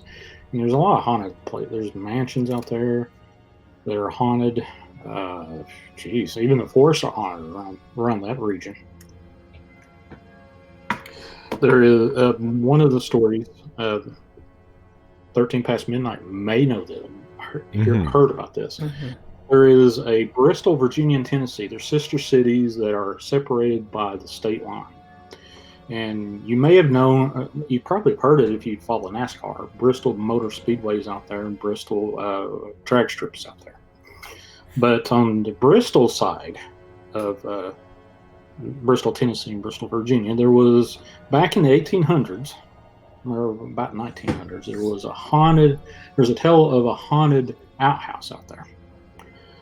And there's not a whole lot of detail other than just crazy stuff, but I can tell you the story real quick. It may make sense, it may not make sense, but there was this shack there was a family lived in this shack. And this is before running water and stuff, so they had to have an outhouse. And this was back in the early 1900s. And a couple lived there. There was old man or Joe, and then there was old man Joe and Joe's wife and their babies. Oh, well, I just got a text message. Somebody said that they can't hear me because I'm cutting out. Am I cutting out? You don't sound like it to me, but it could be. Okay. Back to the haunted outhouse. Okay. This old shack. Old man, young Joe and old man Joe. Right. And young Joe's wife and their family lived in this old shack. And old man Joe was left over. He fought in the Civil War, so he was an ornery old guy. He didn't really care for anything. He didn't care for Joe and his wife Bertie, how they disciplined their kids, his grandkids. And if he didn't like how they disciplined the kids, he would wind up disciplining them himself, whether they liked it or not. And the only thing that this old man Joe really cared about and enjoyed was going out to the outhouse and smoking his corncob pipe. And that was the only entertainment he got that he really, really, really enjoyed.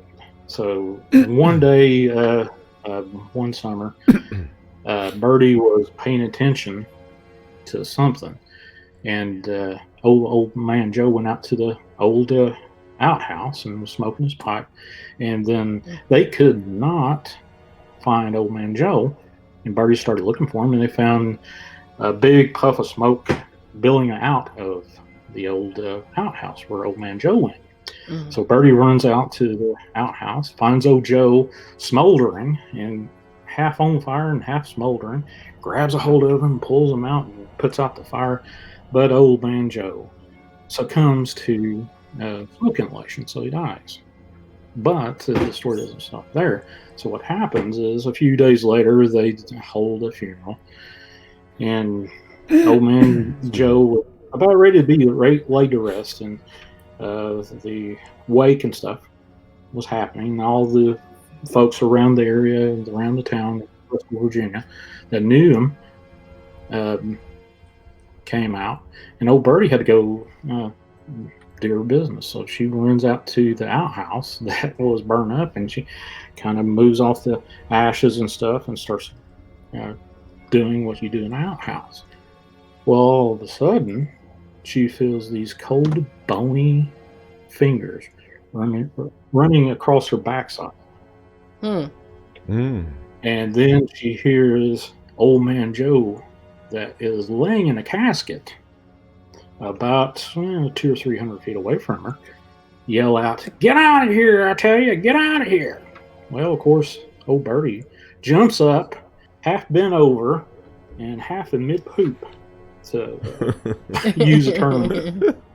Run and bust out the door, almost knocking the door off of the hinges out of the outhouse into her kitchen. Closes the door, cleans herself up, gets herself all back together again. Then she runs over to her neighbor's house, and Tom, the neighbor, tells the story to all the ladies and Tom. And Tom said, "I'll go take care of this old haint." And he comes up and says, "If you stand your ground to these old haints, they'll leave you alone." So he runs out to the outhouse, and he demands old Ghost Joe do his damnedest to scare him to death. Of course, in the outhouse, our outhouse starts shaking and shimmering. It's like an earthquake going on, which didn't bother old Joe. And it seemed that old Tom won out, but it seemed that way. Next couple of seconds later, you see the door hinges burst from its seams, and old Tom comes out, rolls out of the outhouse, gets himself up, and darts across the yard and across the fence, and rolls across the fence in the neighbor's yard, and over the hedge he went. Now, you wonder what happened to old Tom. Well, Tom said he was all right up until the point Old Man Joe started crawling out of that privy in that old outhouse and looking at him. He said, once that happened, I had to get the hell out of there. So now, after that nobody will go use that outhouse. So neighbors wouldn't allow the people that lived in the house that belonged to the outhouse, because they were afraid old Joe would haunt them. So they eventually had to knock down the old outhouse, and since nobody will allow the occupants of the house to use their houses, there was an old cow pasture right next door. So they found an old tree and did a business there, and eventually they built another outhouse with the pit and everything. But old Joe just followed to that new outhouse and haunted it. Well, eventually the occupants of young man Joe and his wife and his kid moved out, and the folks that wound up living there again didn't use that outhouse, and they knocked that thing down. And eventually old man Joe moved into the house and started haunting it. So what happened is they knocked down the house, let nature take its course. Nature reclaimed the field and where the house sat. Now they do say at the end nowadays that old man Joe will haunt you if you try to go to the bathroom anywhere near his place. So that's the end of the story. It's kind of funny, kind of creepy, but that's usually what you hear around this area. You hear creepy stories with a funny twist at the end. That was amazing. I really enjoyed that one a lot. Real quick, I got a roll call. We have excuse me, missed some people here. Can you scroll back? Oh, sure.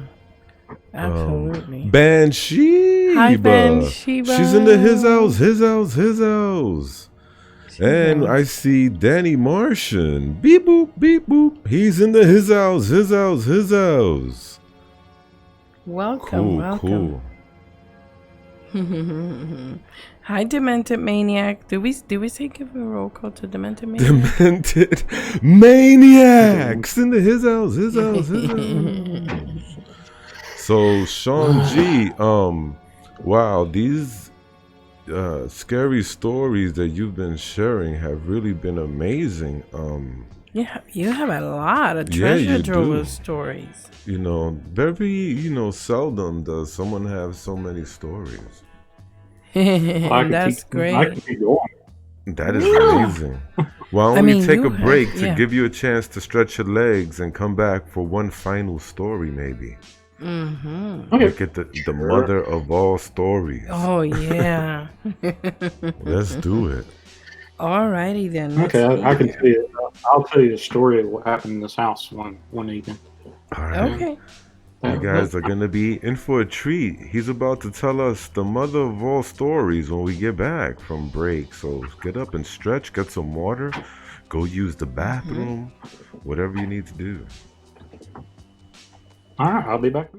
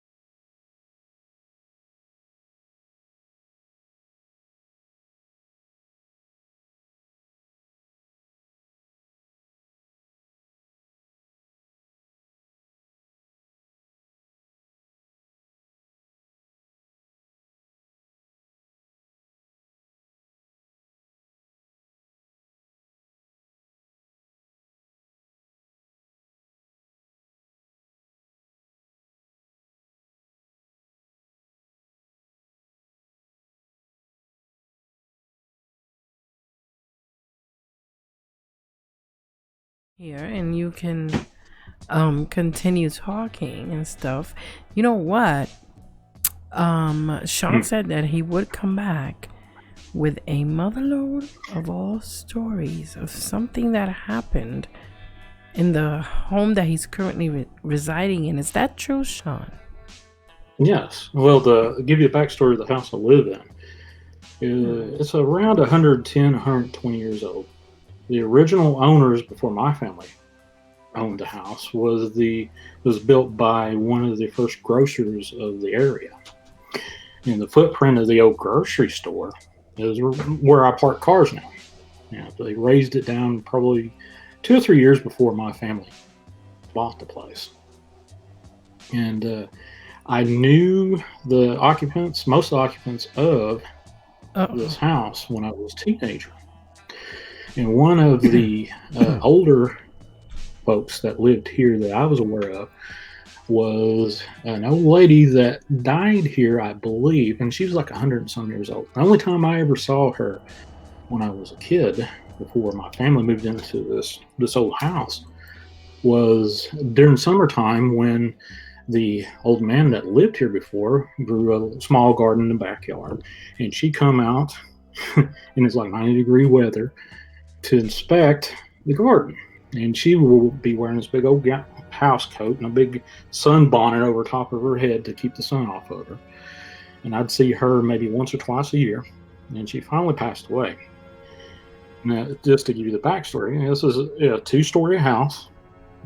Just walking into this place, have you ever been in a house that had old, aged hardwood? This has got a lot of cherry in it. You can smell the age in the house, if you know what I'm talking about.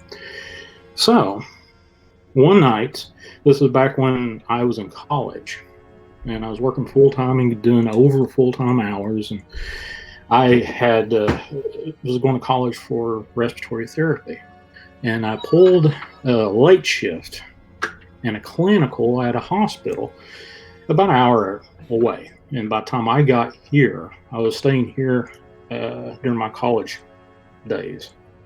And I came home between probably about 12:30 to 1 o'clock. And I came home through the front door, which is literally about 5 feet from me right now, from my bedroom. And I used to sleep upstairs. And my grandparents actually slept in the room I'm in now, my bedroom now. So I would come home, open up the door as quietly as possible. I wouldn't turn on any lights. And you got some street lamps out in the street there. And it provides enough light to get in the house. And right in front of the front door is the first steps of the staircase to go upstairs. And to the left is down the hallway is my grandparents' room and then another bedroom. So I'm being as quiet as possible and just using the light from upstairs that was shining through from the street lamp through a picture window right above the stairs. So I get up about 2 to 3 steps up the staircase, and I just so happened to look upstairs, and I didn't turn on any lights or anything. I just didn't want to bug anybody and get my grandparents start fussing at me. I look up, and there's this 5-foot tall lady that I have never seen before, looking down at me, dressed in period dress from 1800s, long gray dress all the way down to her ankles, a high blouse collar with a cameo pendant in the middle of her neck, looking down at me. And it wasn't no fleeting look. I stared her down for a good 30 to 40 seconds. And for whatever reason, I didn't say anything about that to anybody. I didn't scream or anything like that. I should have, but I looked at her, and I was feeling around for the serial switch at the bottom of the staircase to flip it on. I was about ready to lose my footing. So I looked back just for a split second, flipped on that serial switch to turn the lights on upstairs, and she was gone. Now, I have had other encounters with her, with this particular spirit. Now, one of the things that I just found out here recently, like not this spring, but the spring before, my family, when they come over with the little ones, won't allow them to go upstairs because of that haunting upstairs. And the last time I had an encounter with her, where I live alone in this house, I don't go upstairs on the crutches or anything like that. I just boot scoot up and do whatever I need to. And I went upstairs to do something. I think open up a window or something like that upstairs to let the heat out upstairs. And all of a sudden, I was at the top of the stairs, and there is an old Encyclopedia Britannica set. You know, those old sets that have like 20 or 30 volumes of encyclopedia books there. And I was like, well, let me see what the paranormal was back in 1968. 1967. I opened it up, and there was only like 2 pages, and I was starting to read it. And I was sitting there in the middle of the day. It was about 1 o'clock, so 1 p.m. And all of a sudden, I felt something reach over and touch my left shoulder, and the entire environment around me turned pitch black. And I just said, I don't like being touched. Please let go of me. And as soon as I said that, the light returned, and I was like, you can't do this. You know, you can't do this anymore. And I had made some demands and said, you know, I have put up with you up here, and I have not disturbed you. And I just come up here to open up a window. And the next thing I know you're touching me on the shoulder and causing all this stuff. And after that, it didn't get any, it kind of calmed down a little bit. But my girlfriend stayed with me the first time she stayed with me. She went upstairs to do something for me. I can't remember what it was. Install a remote switch for my Alexa over there. Hopefully, it did turn on. So I can turn the lights on upstairs or whatever. And she went up there to install this, this remote switch for me. Just plug it in, plug in the light, and that kind of thing. And all of a sudden, I hear this crash. And I said, "Honey, you okay?" Said something through one of the pictures that was resting on a hallway table at her. Something slung it at her. And after that, I did some prayers and stuff and got it to calm down to where it wouldn't bother anybody that I'm aware of. Now, I've had stuff been thrown at me a couple of times after that. To follow up on the story of this ghost after I seen that ghost the first time, before I moved back into the house after my retirement, my premature retirement, every Sunday when I was here, you would hear somebody sing an old hymn, a lady sing an old hymn. And I thought it was my grandfather. He had a knack for old radios. He had them all over the place, and he listened to gospel stations and whatnot. And I thought he had left one of the radio stations on. Sunday was the day that I slept in because I was working over, I don't know how many hours per week. Sundays was the one I could sleep in. That's when I didn't go to church or anything like that on Sundays. I just slept in. And I woke up and heard a little lady singing a hymn, that sea song that you hear without the music, how a hymn is sung. Right. And I thought, well, Papa left radio on somewhere. So I fell asleep listening to this lady singing a hymn. I don't recall what the hymn was, but I woke up to my grandparents coming home from church, and I smelled KFC. So my grandparents bought Kentucky Fried Chicken home, and all of a sudden I got hungry, and I said, well, it's time to get up anyway. So I went downstairs, and I didn't hear the hymn being sung, so I thought, well, maybe my grandfather turned the radio off or something like that. So I asked my grandmother that was in the kitchen, said, hey, did Papa leave a radio on or something like that? And she said, I don't know anything about that. You'll have to ask George, which was my grandfather's name. And he walked in from outside through the kitchen entrance. And I said, Papa, did you have a radio on? And he said, no. I said, where's that? He had a little square cube radio that you could basically just carry around in your hand. And so where's that at? Well, he magically just reached behind a door frame, pulled that up, and said, this radio? Yeah. I said, is that on? I said, no. But, that kind of ended my question and answer session with him about that particular incident. Now, have I heard off and on while I was staying here during college, on Sundays, the same female voice singing a hymn in this house. And I could not explain. Hasn't happened since I moved back, but there's a lot of stuff that's happened in this. Thank goodness. This place. So, do you remember the hymn? No, that she was singing. I don't recall the hymn. This is the cadence of how a hymn is being sung, in the female voice, and I don't remember what it was, but it was just one of those creepy things that stuck with me. Every once in a while, I'll wake up in the morning on a Sunday and wonder if I want to hear that. And I've never heard it since then, and not since I moved back into this place.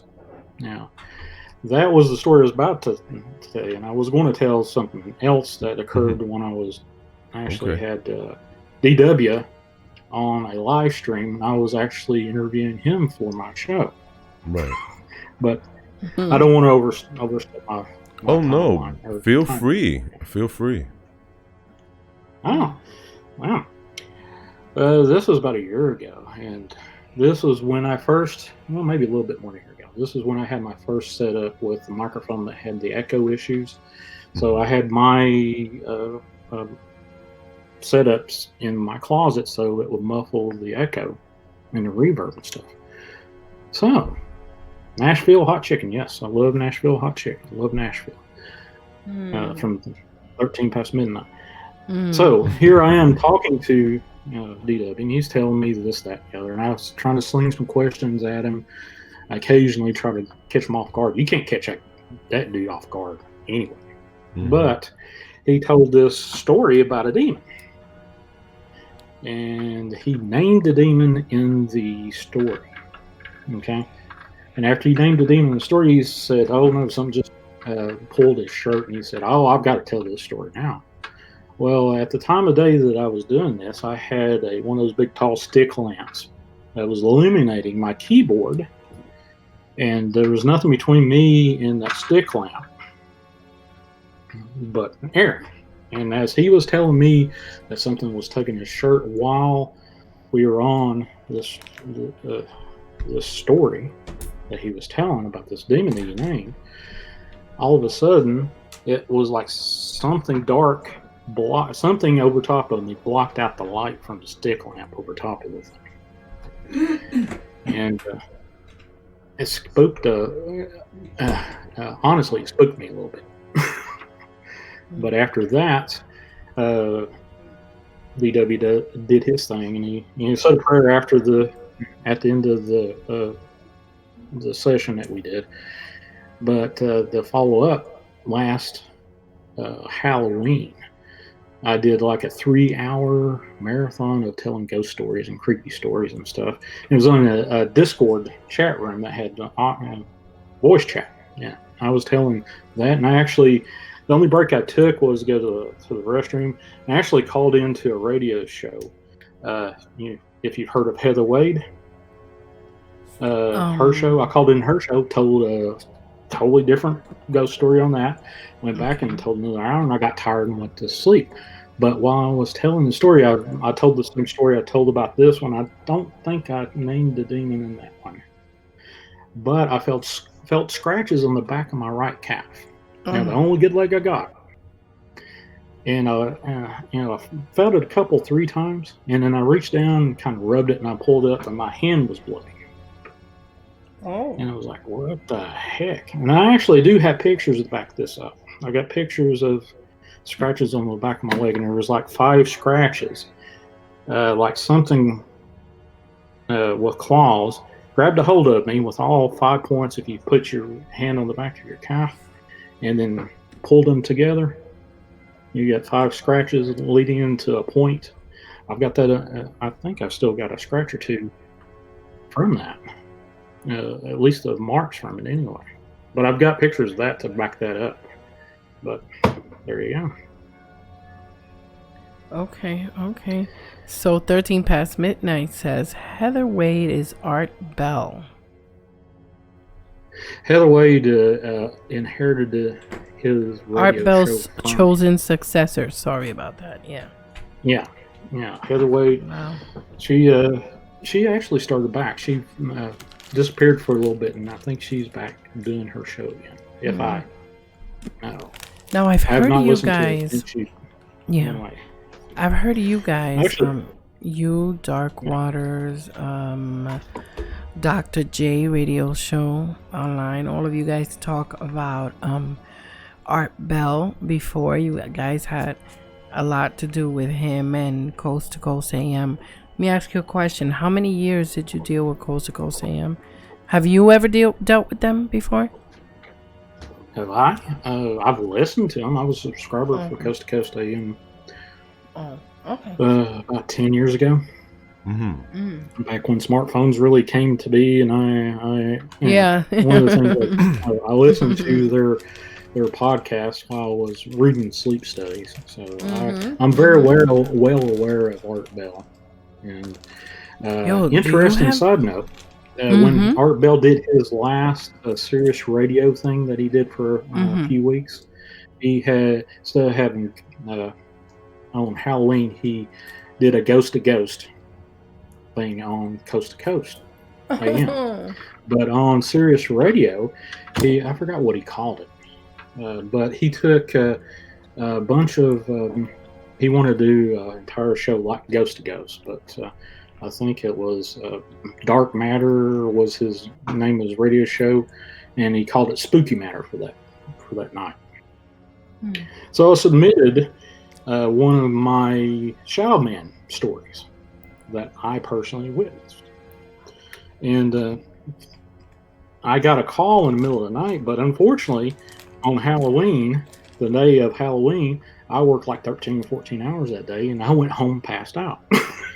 And I woke up to this strange number on my phone. I was like, oh my God, did I actually get a call from Art Bell's show in the middle of the night?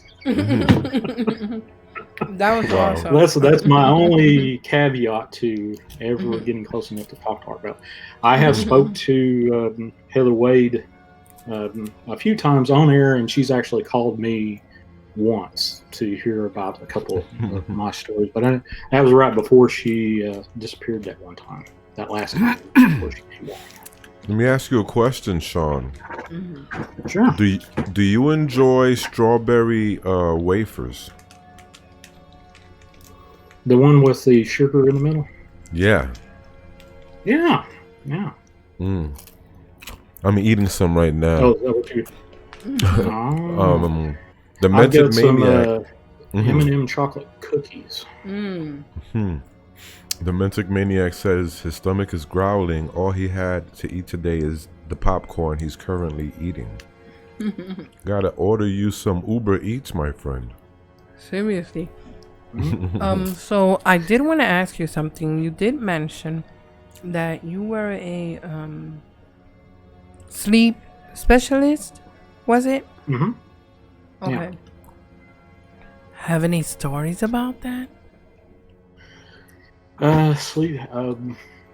I was managed 5 sleep labs right before I retired.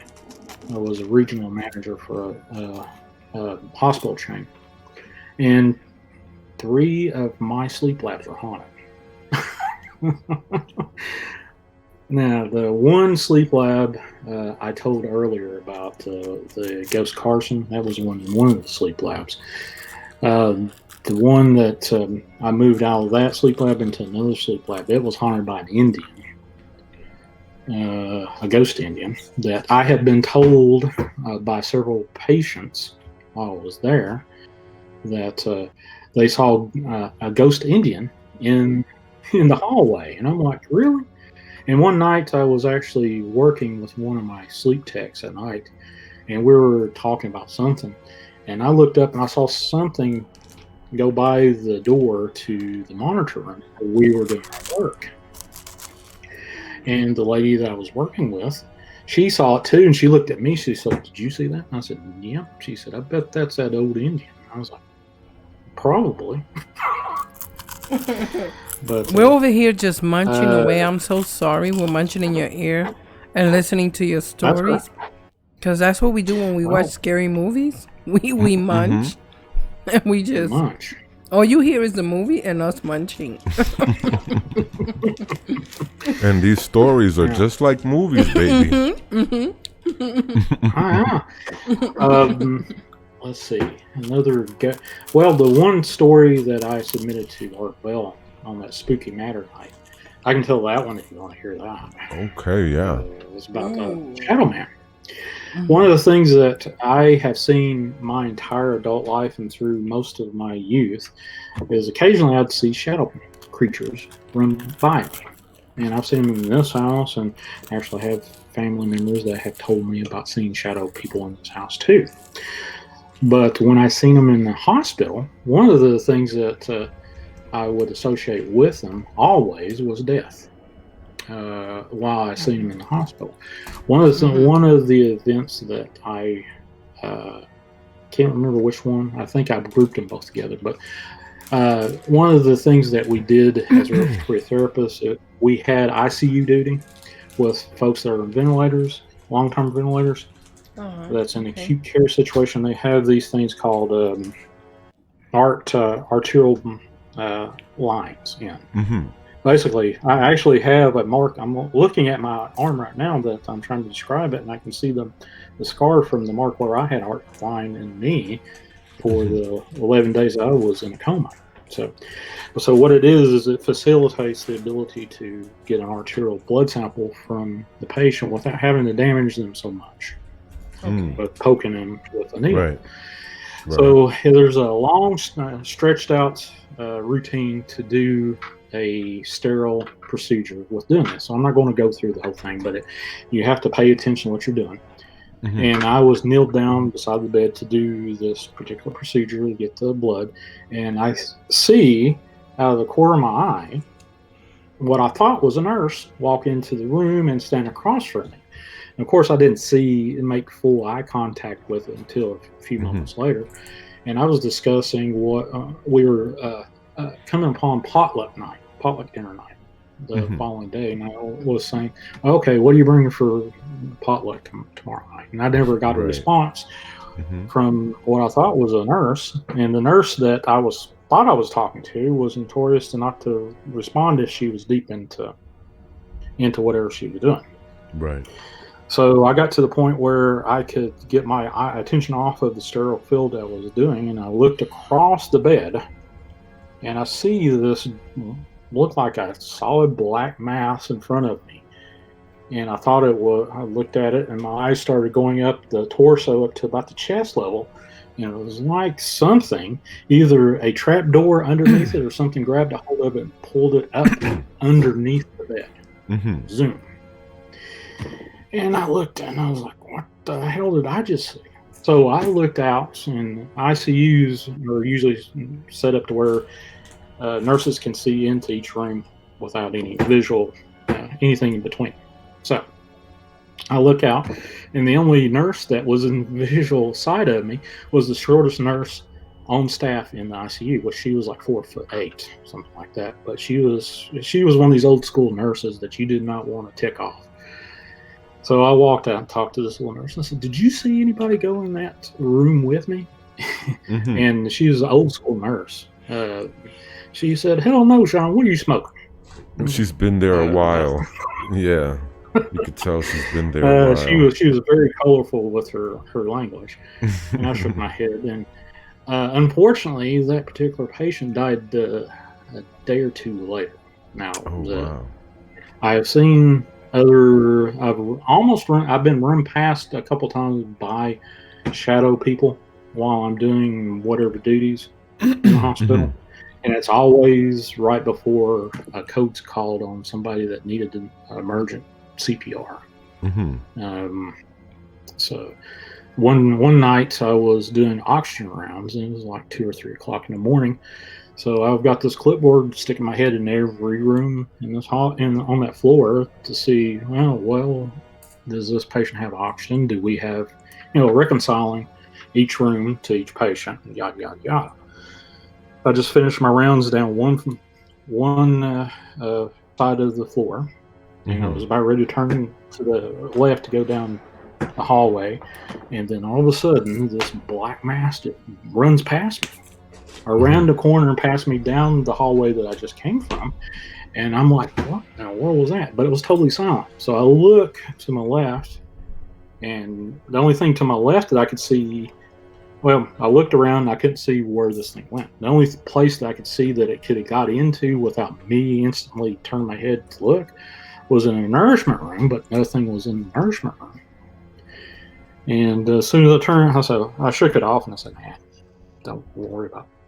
I walked around, and this lady sticks her head out of a room and says, my husband just fell, come help me.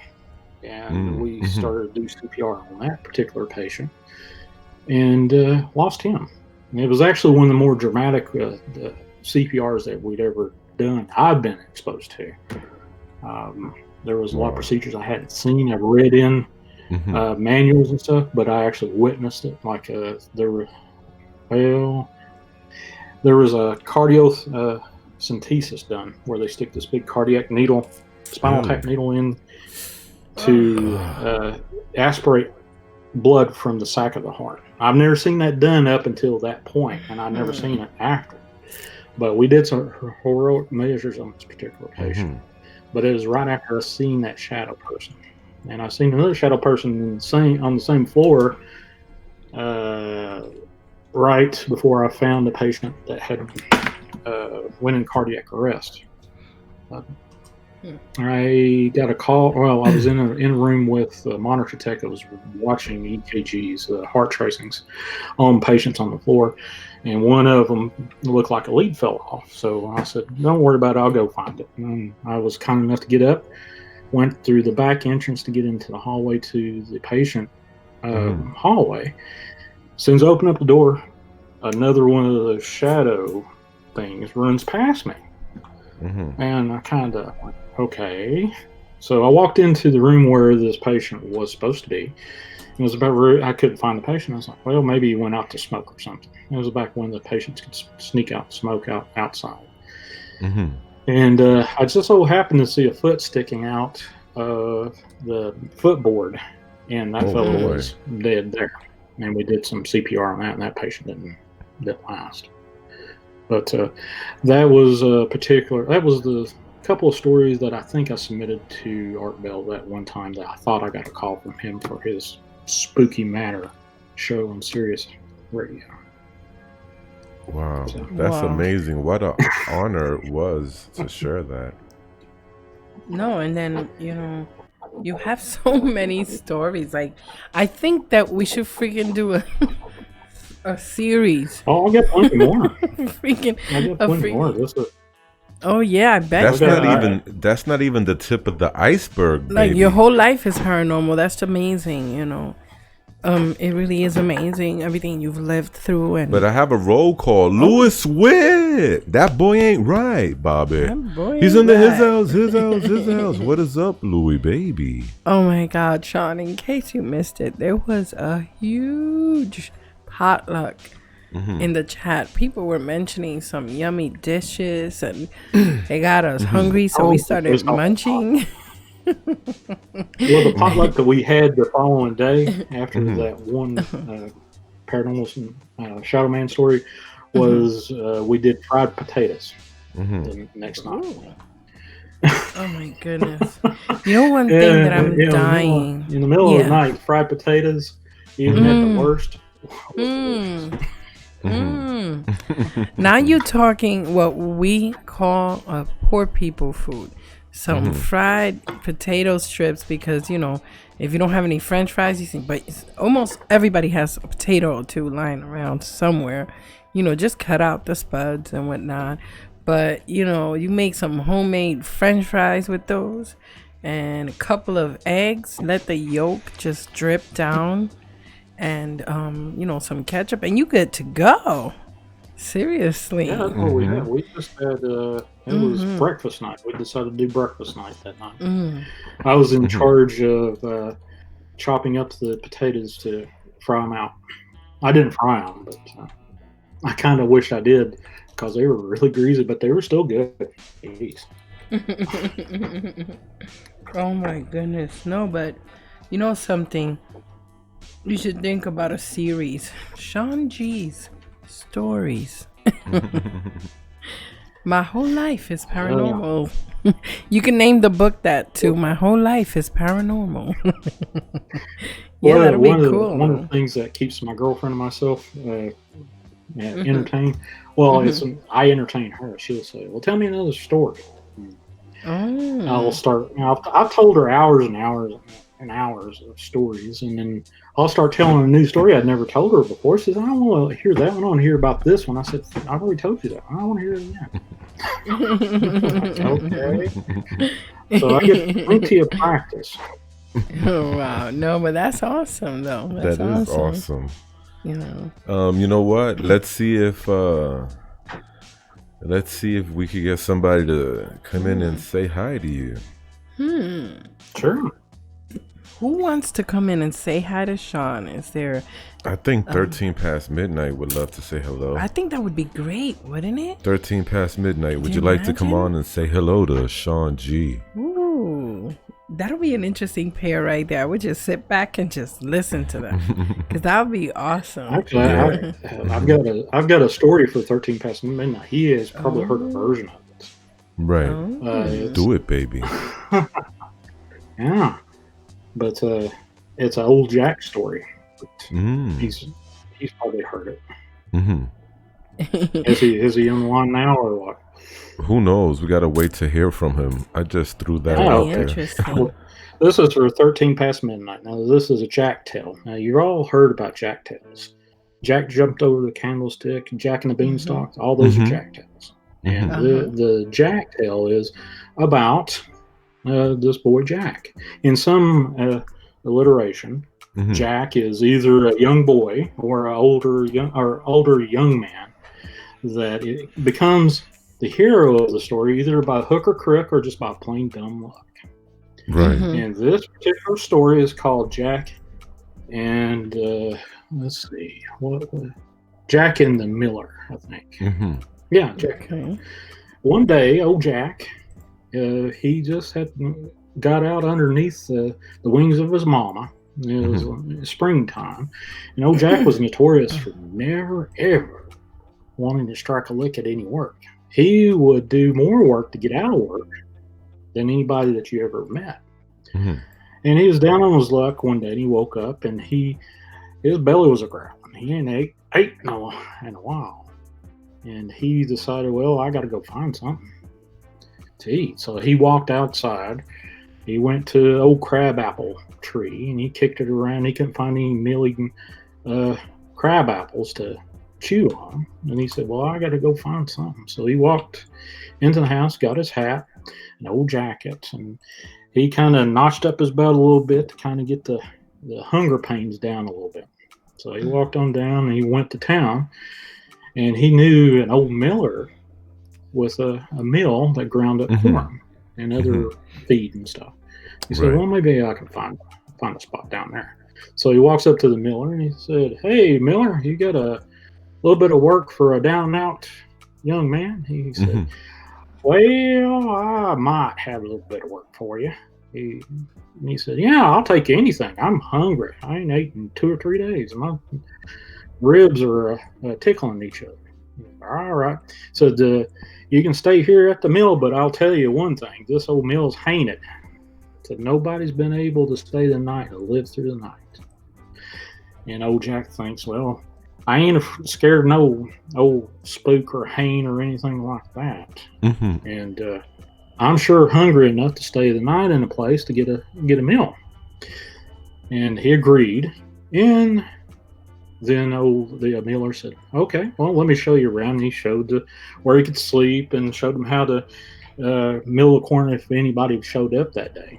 And the miller said, well, I got to go home, and I'll see you back here in just a little bit and see how you're doing. So old Jack started rummaging around and reconnoitering the place. And he hears this whistling out in the distance. And he looks outside, and he sticks his head out the door of the mill. And he says this old man carrying this little sack of corn on the back of his back. Right. Old man gets in the earshot of Jack, and he said, hey, Jack, I got a little bit of corn for you to mill.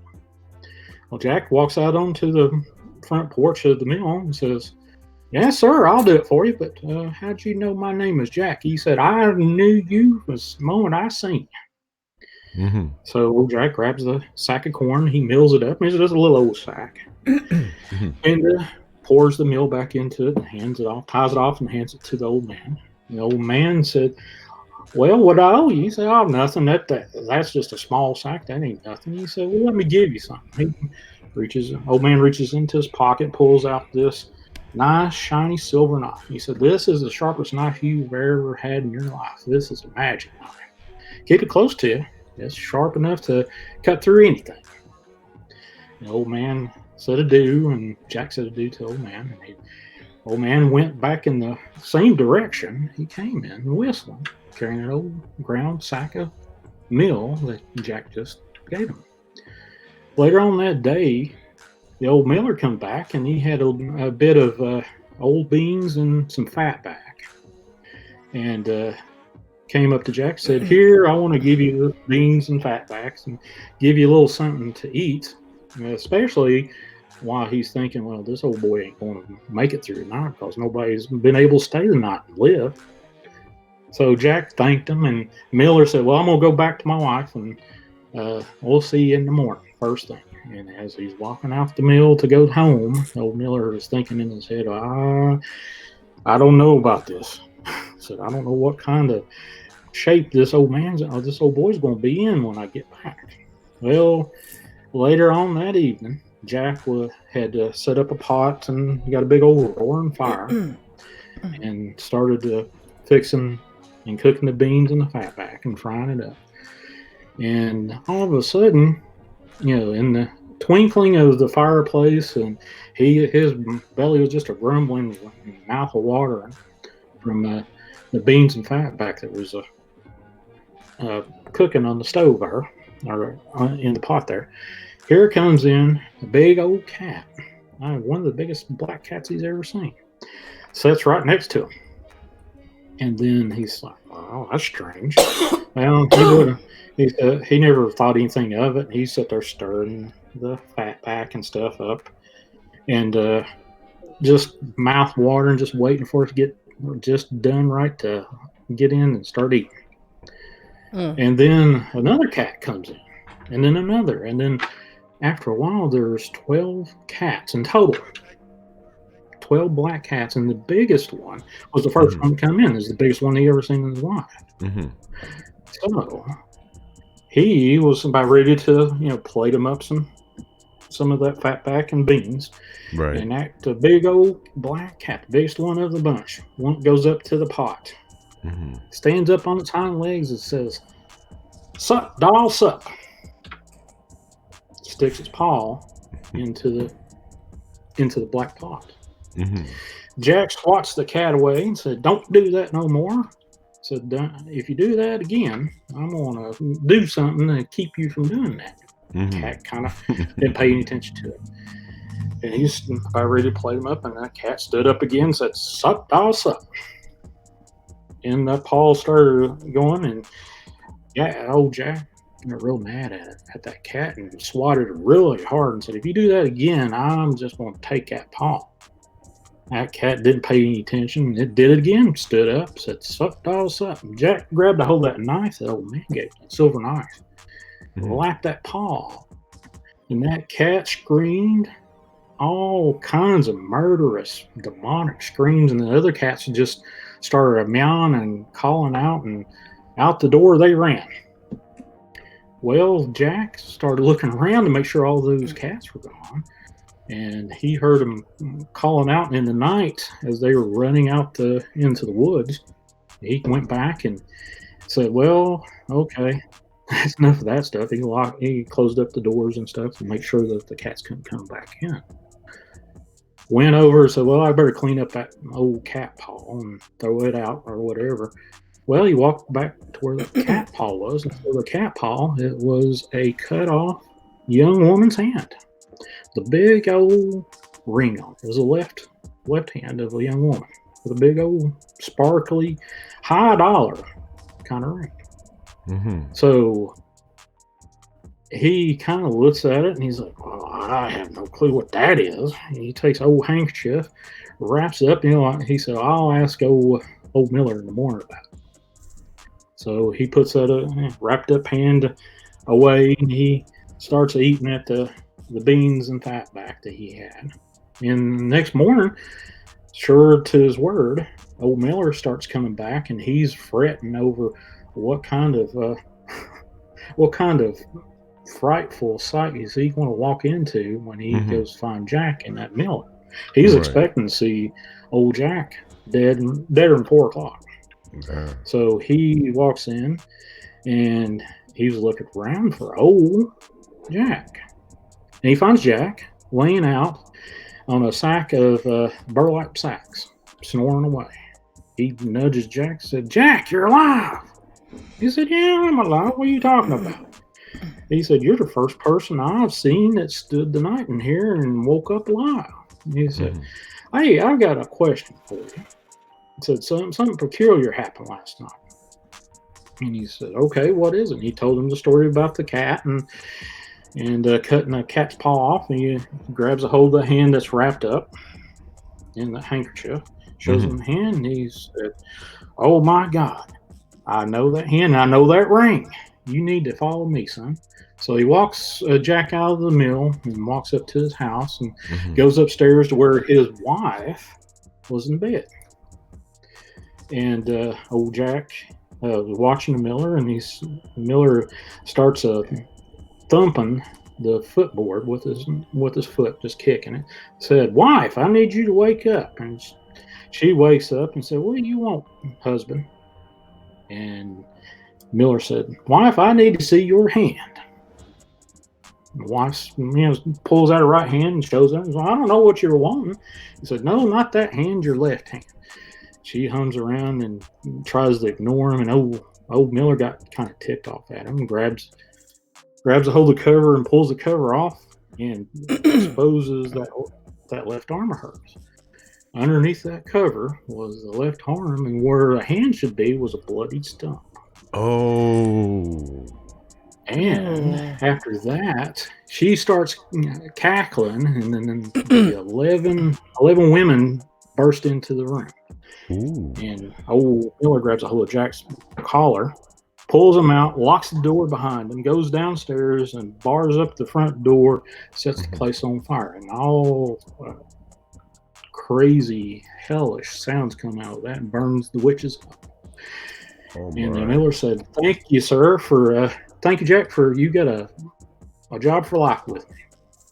Wow. And Miller and Jack and the town actually started prospering after all these witches were taken care of. Years down the road, Jack had done all he wanted to do with that mill. He came to Miller with his new wife and said, I'm done. I think I need to go on and walk a piece and see what I can find. And he said, well, anytime you want to come back, if you need a job, you got one with me. And the next thing old Miller knew, he was waving goodbye and said adieu to old Jack. And Jack went off and found another adventure. What a story. Real quick, I got some roll calls real quick. I got to shout out some of my friends. We got Slumber Reeds. He's into his house. What is up, Slumber? It's good to see you. We have PA Nightmares. Into his house. We got the Angel Munez Variety Show. Coming from a hashtag RK Raid. Into his house. We have Red Kryptonite, baby. Red Kryptonite. He's into his house. We also have, let's see, Mr. Jenks. Mr. Jenks is into his house. What is up, Mr. Jenks? Hey. We have Pusha Studios. Pusha. Pusha, good. Real good. Yeah, what is up, Pusha? Studios. It's good to see you, our dear friends. Let's see who else is up in this piece that I missed. Life with Chloe and Vicky is into his house. What is going on, guys? It's good to see you. All right, let me see. I think we are caught up, maybe. All right, cool. So we're caught up, but you know something? It's been amazing having you on. I think 13 Past Midnight is here. Hey, 13, what's up? Hey there, how's it going? Hey, 13.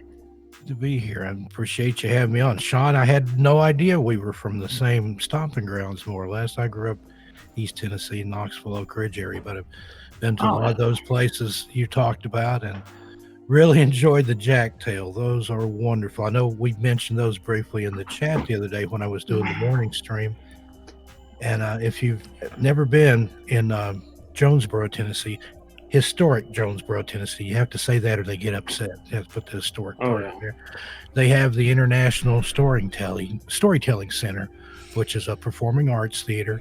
And every year for the last, about 50 years or so, first week in October, they have the National Storytelling Festival. And I'm telling you, brother, you need to go get signed up. And then the other thing you need to do is write a book, put some of all these For stories. reals, yeah.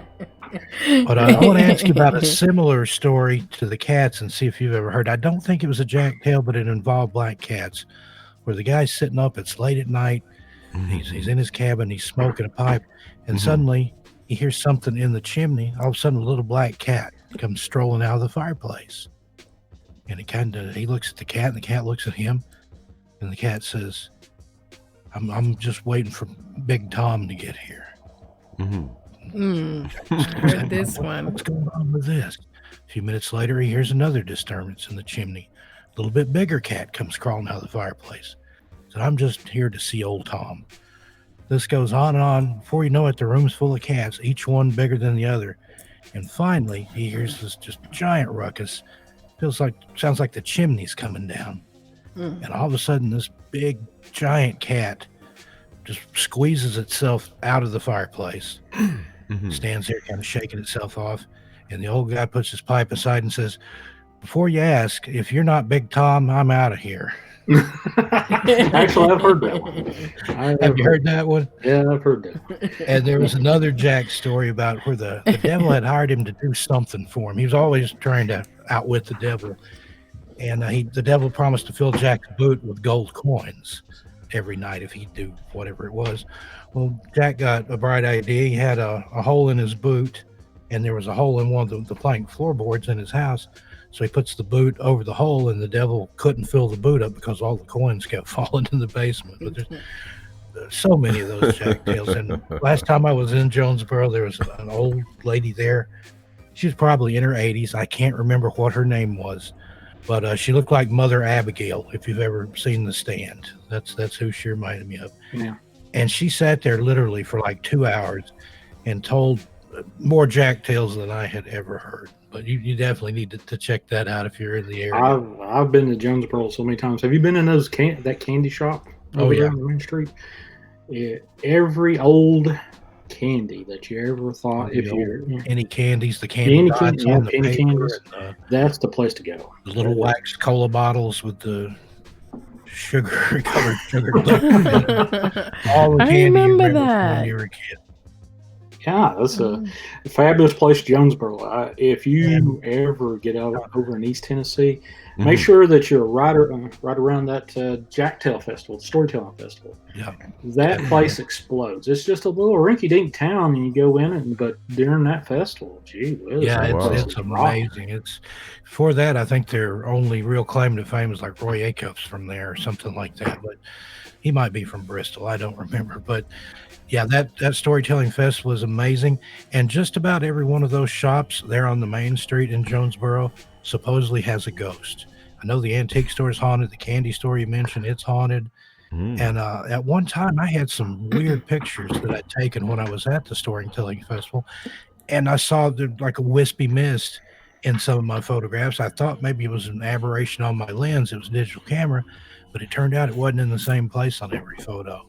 And I lost those in a hard drive crash. I don't know what that was, but that whole area up in there, like you're talking about Bristol, and then on over into, talked about the Jefferson National Forest. I had the closest Bigfoot encounter I've ever had in there, just off the Appalachian Trail there at Damascus. And just that whole area, the Barter Theater, just up the road. The Barter Theater, that is a place to visit. I've been there a couple times and seen some plays there. And then right across the street from that, Martha Washington Inn, very, very actively haunted. It's been all manner of things. It was a girls' school. It was a makeshift hospital during the Civil War. Stars that performed at the Barter Theater stayed there. And it's very actively haunted. There's an elderly gentleman that's the concierge there. You slip him a few bucks, he'll tell you every spooky story about the place. It's worth it. That's one of the things I got hooked on. My grandmother would tell us ghost stories when we were kids and send us off to bed, and we're spooked to death. Hey, I talk about that in the Spearfinger, the script for that Kenny narrated for me and did such an excellent job. And I asked my dad, why did people do that? And he said, well, you had to tell them something to get them to go to bed and shut up and go to sleep. He's like, on the farm, work day started before daylight. And if the kids were up running around and giggling and carrying on all night, nothing would ever got done. And that makes sense. Plus, there's just something fun about scaring your kids. I've just discovered that after becoming a father. You know something? I could play that real quick. I could play that. You know something? We should play it. Yeah. So we're going to play the spear finger right quick. So you Shawn guys want to could hear it. spear finger? Okay, cool. Let Shawn hear it. Well, before I do that, I do want to ask one question from somebody who's in the chat real quick. Cool. And it's to Yesenia from Pusha Studios. Yesenia, I've been wondering how you spell your name, Yesenia, because I know the name because a lot of Latino people have the name Yesenia. Yes. You know, and there are different variations as to how it's spelled. So if you could put that in the chat, that'll be great. I've been racking my brain just thinking on how to do that, how it's spelled. So let us know. Spell it for us in the chat. And in the meantime, I guess I'll put spear finger on for you guys. Let's hear. I got one question for 13. Cool, go. Real quick. In the story I just told about Sup Doll Sup, who was the old man? I don't know. Odin. Oh, okay. Odin. Where the, I don't have to tell you this, but, where there's Germanic tales and all that, all the gods and goddesses and stuff kind of migrated over in it and filtered into these Jack tales. And how Odin knew Jack's name was because he was, the god Odin. He just knew him. And that explains that part. I never knew that. Thank you. Wow, cool. So you guys, for those who don't know that are new here, Spear Finger is written by Steve Stockton, aka 13 Past Midnight, who has joined Shawn G in the chat. In the Hangouts right now. So you guys, here we go. Spear Finger. Oh, and it also stars Mercury the Scribe as yes, that's right. Spear Finger. Yes, she's in the very beginning. That person you're going to hear say that little rhyme, that's Mercury the Scribe. Yeah. So here you guys go, Spear Finger. Hope you enjoy. Uela na siku Susa sai Liver, I eat it. Susa sai Uela na siku Susa sai.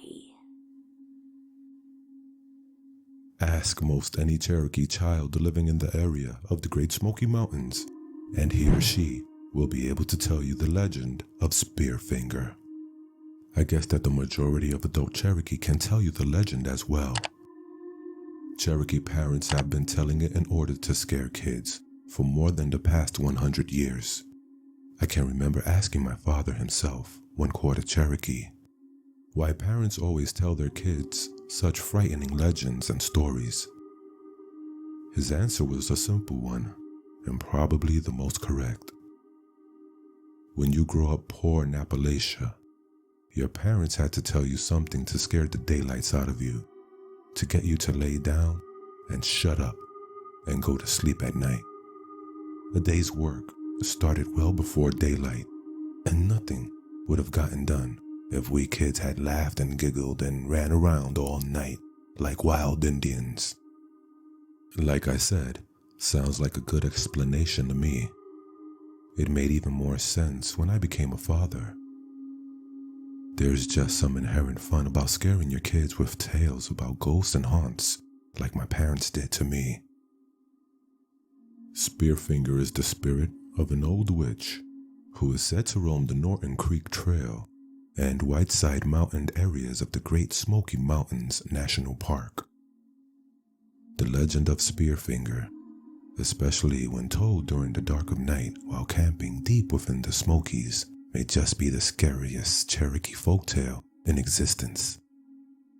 Spearfinger is rumored to have a long, sharp piece of obsidian rock as her right pointer finger, and it's been napped into a long, sharp knife blade, hence her name.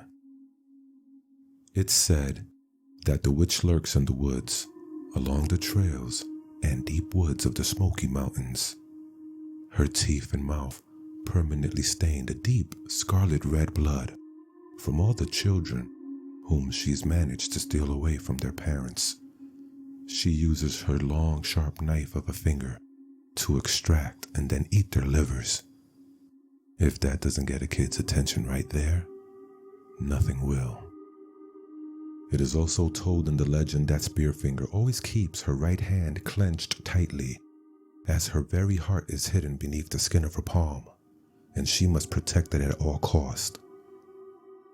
Because of this part of the legend, it is said that the Cherokee are leery of anyone who may have strayed too long or too far from their own village, as Spearfinger is not only a witch who steals and eats children's livers, but also has the ability to skinwalk or shapeshift, providing her the ability to assume the form of anything she wants, including your best friend or family member. If your parent or sibling or pals have been gone from the campsite from a long time, it might be a good idea to ask to see the palm of their right hand when they finally return to camp. If Spearfinger has, indeed, assumed the form of the person in question, she will flee before revealing her open palm. Aside from shape-shifting into a family member, loved one, or friend, another favorite trick of Spearfinger is to disguise herself as a friendly grandmotherly lady who has lost her way along the trails. Her favorite tact in this case is to try and also lure children away under the guise of helping her back to her cabin, which she assures the child is just a little ways away, and that their parents won't miss them on such a quick trip there and back. Once you fall for the seemingly harmless old lady's ruse, it's hello Spearfinger, goodbye liver, and you're never seen or heard from again. It kind of puts a different spin on all this missing person stories from the Great Smoky Mountains, doesn't it? For trips into the very lair of Spearfinger, inquire about the current conditions of the Norton Creek Trail and Whiteside Mountain areas at the National Park Welcome Center, or at any ranger station. The wonderful Park Service employees will be more than happy to point you on the way, should these areas be accessible during the time in which you wish to visit. Please be aware that due to the weather and other factors, the conditions of trails and amenities within the Great Smoky Mountains National Park can literally change without warning. Make your trip a safe one and live to tell the tale.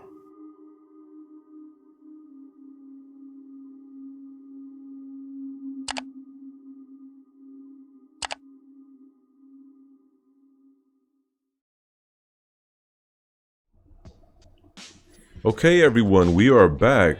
Hope you enjoyed Spearfinger by Steve Stockton, and it has myself and Mercury the Scribe, and it was on Mountain Monsters. It's crazy. A lot of success has come Steve's way because of it, and I'm so happy for him. Real quick, we got a roll call. We got Swedish Mom. The Swedish Mom, everybody. She's in the his house.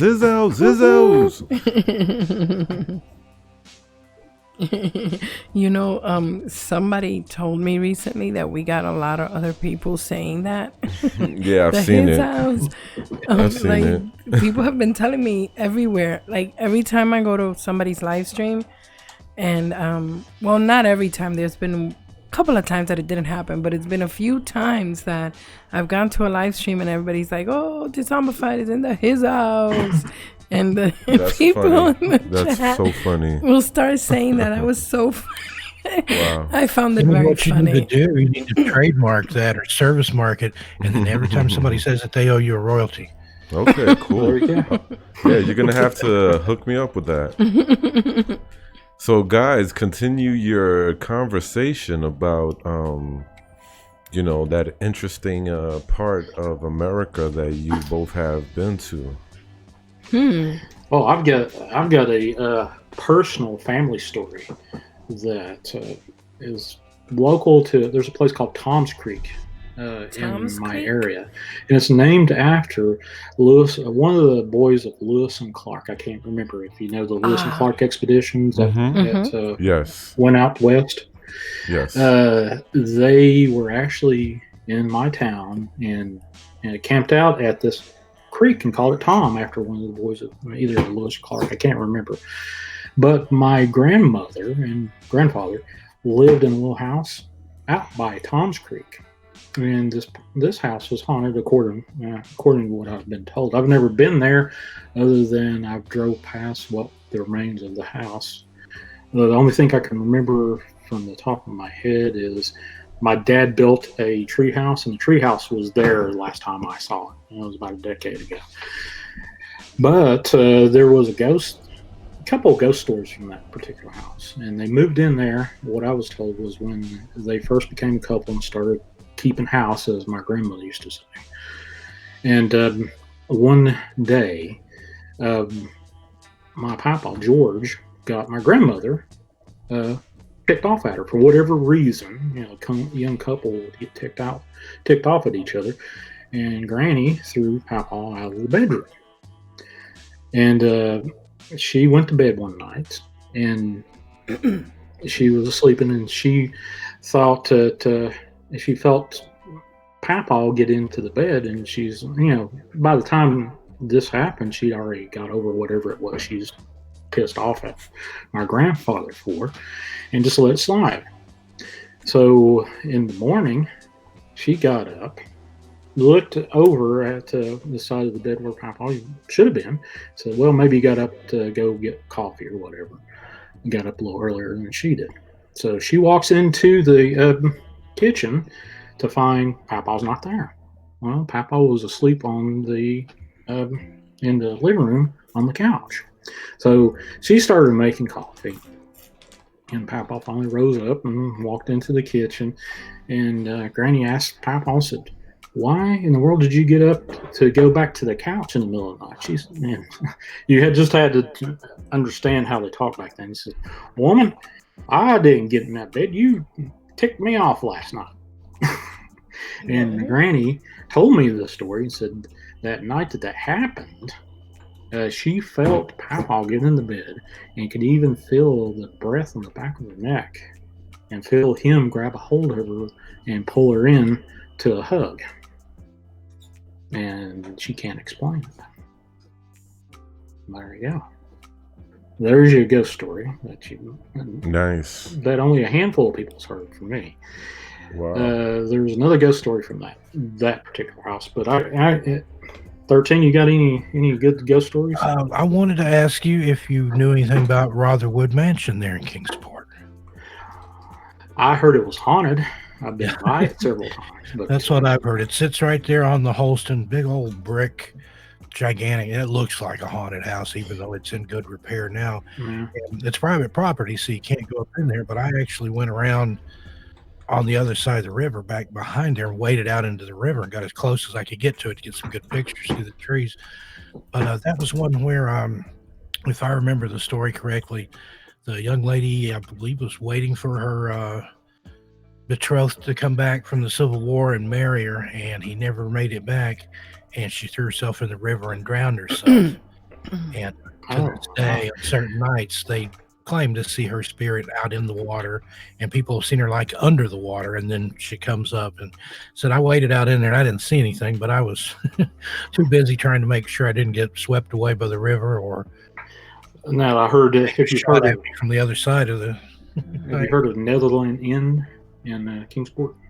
I have. That's another haunted location. Oh yeah, there's that one I've heard more ghost stories about, and I don't, for whatever reason, I can't pick out a particular ghost story for that, but I've been by it many times, and you just drive past it, you look at that place, and you go, that's like Rotherwood. You look at me like, yeah, there's ghosts in there, and the old Tennessee High School up there, it's supposed to be haunted. And have you ever heard of Flat Rock, North Carolina? Flat Rock, I don't think I've heard of that one. It's like a suburb of Asheville. It's actually designated as a village, and I almost moved up there one time. And there's an old Red Door Church up there, and it has a rather robust graveyard. And part of the graveyard it has a slave section, and it's actually remarkable. and start to see the difference between the slave section of the graveyard and the actual the other side of the graveyard. To see that, I actually went, for whatever reason, I agreed to do this. I went ghost hunting with a girlfriend that lived up there in Flat Rock, and we took some pictures. And in that particular, well, I can't remember the name of the church right off the top of my head, but we took pictures. The graveyard actually has a Civil War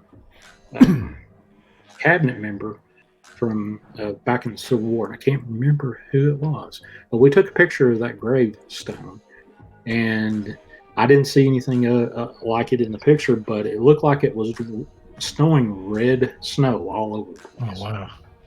And I'm like, no, the photograph. I was like, do you have a laser on this camera? She said no. And I was like, well, I can't explain where all this red snow come from. And it was hot. It was like about this time of year that we did this, and it was the middle of the night back then.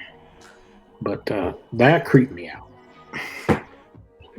And there's you mentioned that area in North Carolina. Have you ever been over to Brown Mountain to see the Brown Mountain lights? I have not seen the Brown Mountain lights. I've heard about it. My dad, I've got a trip. Scary my dad stuff. used to live on High Knob, on the right on the peak of it. In the valley that he lived over, he could see from the front porch of his house in Virginia. In the valley, he could see the paper mill in Kingsport. It's off in the distance, and on a clear day, you could see the actual smoke from the smokestacks in Kingsport from the paper mill. And he talked about seeing the brown lights in the valley, and he told me all kinds of stories. And I told, after he passed, my sister came to me and told me a bunch of stuff that he encountered that he didn't tell me about UFOs and missing time and stuff. And I was like, sis, why didn't he tell me this? And she said, you worked all the time. How in the world could he tell you? He never saw it. I was like, oh, okay. But yeah, those lights are something. It's outside of Boone. It's actually past Grandfather Mountain going over that way. But that's the most incredible supernatural phenomena like that I've ever watched. Because you see those lights, and it looks like somebody with a lantern in the trees. But then when you go there in the daytime, and I went around to the other side and looked across Wiseman's Gorge, or Wiseman's Overlook, across the gorge there, the overlook across it. It's like sheer rock faces over there. There's no way anybody can even walk in there, let alone run and carry a lantern. It's amazing. I used to live in Mountain City, Tennessee. You know where that is?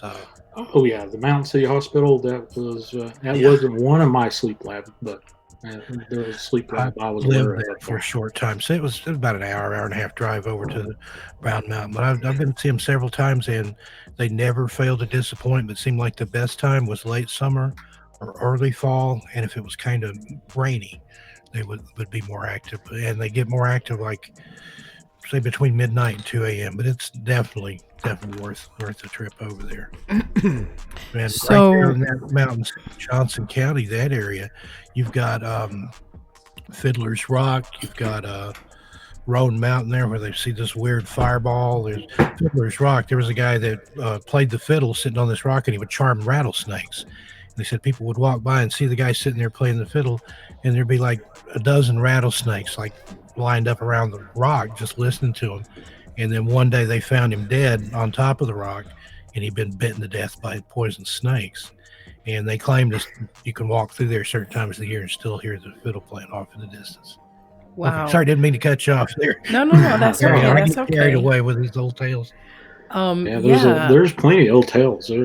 Like you, Mysterio said earlier, there's so much out here in the horror community and the old tales community and the folklore of each individual person. It does not from where 13 and I different parts of the world lived. Actually different parts of the world. There's so much out there that there's no reason to fight amongst each other over a freaking story. There's so many stories out there. You could keep telling stories till you're blue in the face.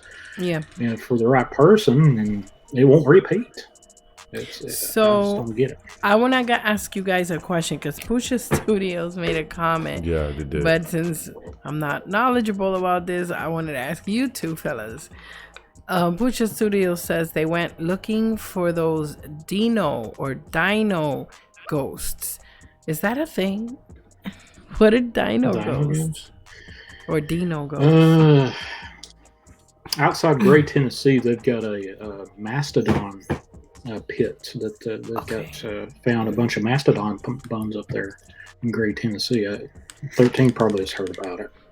Yeah, I've heard about that. And then I know in the Lost Sea there in Sweetwater, they've found some like saber-toothed tiger bones and stuff down in there in the far parts of the cave. But I'm not sure about the dino ghosts, what they're talking about. There's an old legend over in North Carolina. It was a weird name. It's a Cherokee legend about a giant yellow jacket, Uladun or something like that. A giant yellow jacket. Wait a minute. You mean like the big bug? As a house. Like the bug? You're talking about the insect? Yeah, the insect. Yep. Oh my! I've heard the stories. Yeah, there's a what was that? For whatever reason, you just struck a nerve, and that came forefront in my head. Old Cherokee legend about this humongous, big as a house yellow jacket, and as fast as a blink of eye, it could move us faster than you could blink your eye, and it could pick up large animals. It had a taste for babies for whatever reason in the story that I heard, and it was over it was called the Land of the Midday Sun over a gorge, and I can't remember the gorge's name over North Carolina. But the gorge was so deep, but the only time that the bottom of the gorge saw any sunlight was midday. And this was way back in the days of when Indians ruled the land. And the tribe got together to try to figure out how to keep or be done with this huge monster yellow jacket, big as hell. So they come up with these traps where they would tie strings around these big balls of meat or whatever, and this big huge yellow jacket would grab a hold of it and take off. And they finally got to where they were tying bigger and bigger string, and finally got real long lengths of rope to where it would slow down the yellow jacket when it would grab the balls of meat, and they could finally find it, track it to the cliffside of this gorge. And they went in, and this bunch of strong-armed men from the tribe, this Cherokee tribe, followed it into this cave tucked away inside this gorge. And they walked in, and they saw this humongous beehive. But they couldn't see the actual king yellow jackets. But among the inside the cave was all the little versions of it, little yellow jackets. So, of course, they wouldn't want to go in and get stung to death by these little yellow jackets. So they grabbed up all the shrubbery and chopped down trees and stuff, and choked off the entrance of the cave, lit it on fire, and smoked them to death, and killed all those yellow jackets and the king of the yellow jackets. And the tale starts off with that. Now, it didn't kill all the yellow jackets. The ones that fled outside the cave before the deaths, the rest of them succumbed to the smoke, spread out through the world, and that's where you get all the yellow jacket myths throughout the world. That's just a legend. I probably told it not very well, but that's the legend. I can't remember what the... Have you heard about the Japanese hornet? The giant Japanese hornet? No, but I've been stung by a hornet. That wasn't fun. I've seen pictures of those. Sean, they're about as big as the palm of your hand with the wingspan to match. They're a real thing. I don't want to be stung. Not want to encounter one of those. They're scary looking, I tell you that. Very aggressive looking. Oh, Yeah. the name of that the legend, that big huge yellow jacket, was Ulegu. Ulegu. Ulgau. Mm-hmm. Ulagu. Ulagu. Now, I did want to go to college. Apparently, I didn't bring that skill with me when I came tonight. But there you go.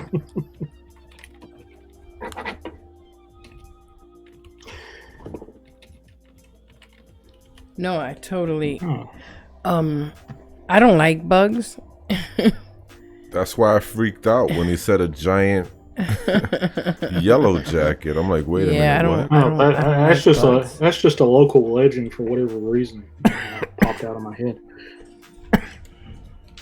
Then you got the like a local legends, like the Hellam, Pennsylvania. You got the 7 Gates of Hell up there. 13 probably has heard that one about the 7 Gates of Hell up there. You were talking about Lon Strickland. I've actually heard his version of that. Anybody that doesn't know Lon, he publishes a great blog called Phantoms and Monsters. He's got a podcast and he's written some books and things. But he's from that area, I think. But he's just a wealth of knowledge about the northeastern part of the United States there in general. I've interviewed him a couple times on my show, and he's interviewed me for my near-death experience. I was on his podcast one time several years ago, and I told a story it's a video I've got called The Vanishing Calf. But yeah, that was a lot of fun. I like Ron. He's a great guy. Lon, sorry. Yeah, he's a wealth of knowledge when it comes to cryptids and any kind of weird legend. And I'd like to be that prolific. I get his stories in email, and he sends something, I think it's like every day.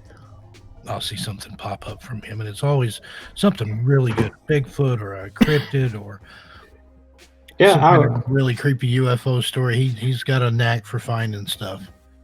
He actually published one earlier today.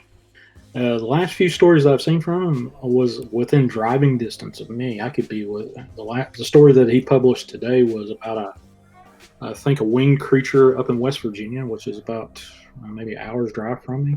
Oh, okay. Now, are you close to Mothman country there at Point Pleasant? No. I'm like 15 miles from Kentucky line. Okay. On the Virginia side. So I'm not anywhere near Mothman country. I had a discussion with Lon about the Mothman legend, especially one up in Chicago, and he told me that he was trying to get it to rename to Owlman for all the owl like stories instead of Mothman, but the Mothman stuck. Yeah. So, and then I had a lady that's she's a zoologist, a trained zoologist, and handles animals all the time. And had her on my show, and asked her about all these Mothman stories that came out of Chicago. About 10 years ago when they had a humongous uptick in Mothman stories come out of there? There's a flap there. I remember that. Yeah, there was actually a great owl migration that hit Chicago. And I asked this lady that is special in zoos and asked her about that. And she researched it, and she come back with the story that it correlates with a great owl migration that flew through that area. It was actually of note how many great owls went through the Chicago area at that time. And she said that was probably, from her perspective, which I quizzed her on Dogman and Bigfoot and all this other stuff. And she's one of these really steadfast scientific people that will give you the scientific answer no matter what you're looking for, even if you do prod her to try to elaborate a little bit more. But she just said, no, I think it was just a great owl migration that all those Mothman stories came to be. Wow. Interesting.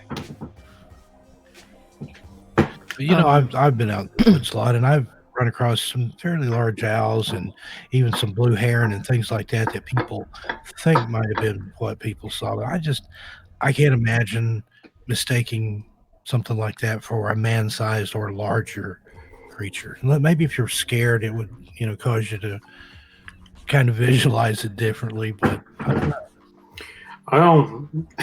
Yeah, if you hit it at the right time of the day, especially like dusk or dawn, stuff like that can really get to you, no matter what it is. Yeah.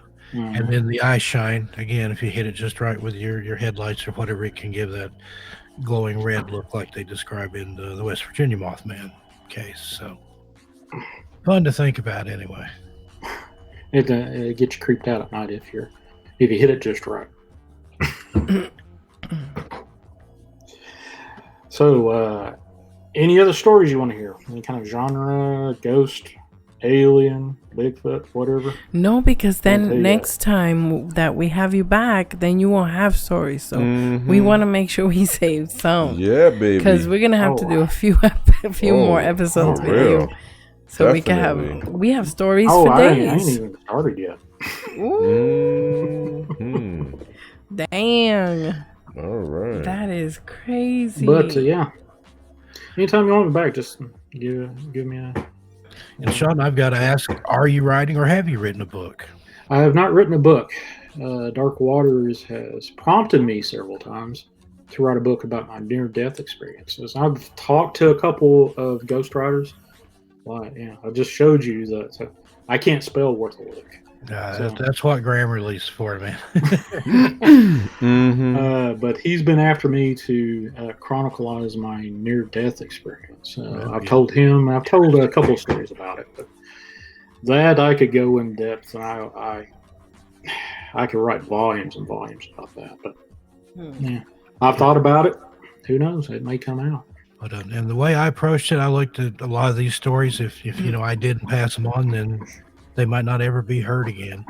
And in a lot of my stuff, I didn't worry about the spelling and stuff. I'd tell it, in the slang, it was a hand and a holler and a woolly booger, and stuff like that. I just left it in there like that. And I hadn't, had the name of the story and then submitted by, and I had the first name and last initial, and give them a little bit of anonymity that way. A lot of those people that I collected especially in the first volume, those people are long dead, and those stories would have absolutely disappeared.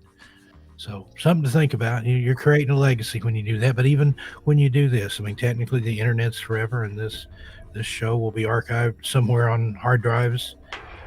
Somewhere. Have you heard about the Bristol, Tennessee haunted train station?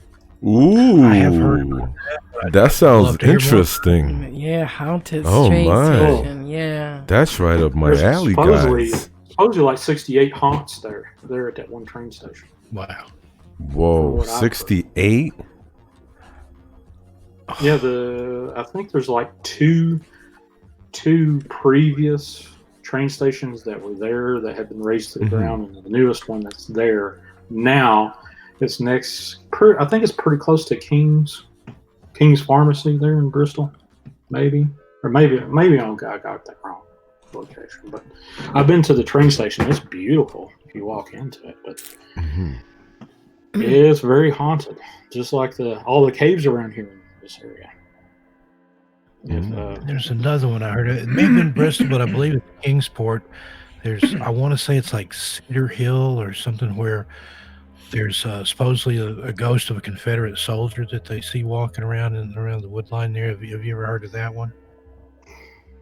I think I have. There's so many. Kingsport has such a rich, robust legacy of folklore from Indian legends, especially where the Indian superhighway went up through Kingsport up into Southwest Virginia into Kentucky. The trade highway for the Indians back in ancient times. There's so many legends and so many ghosts that can be attributed to just talking about folklore of the local Indian tribes. So. Wow, so many stories. It's like, wow, like he could like write a couple of things that have happened to him, and we could like narrate it maybe someday. It's amazing. And just that one little area. I mean, East Tennessee, some of these little towns are not bigger than a minute. You blink and you'll miss them, but they're so rich, and everywhere in the South like that. There's just such a history there, and the folklore and the mountain tales and stuff.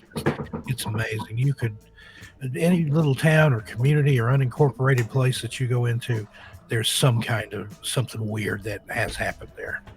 Oh yeah, well, this is, even though this area has grown up a little bit since I last lived here.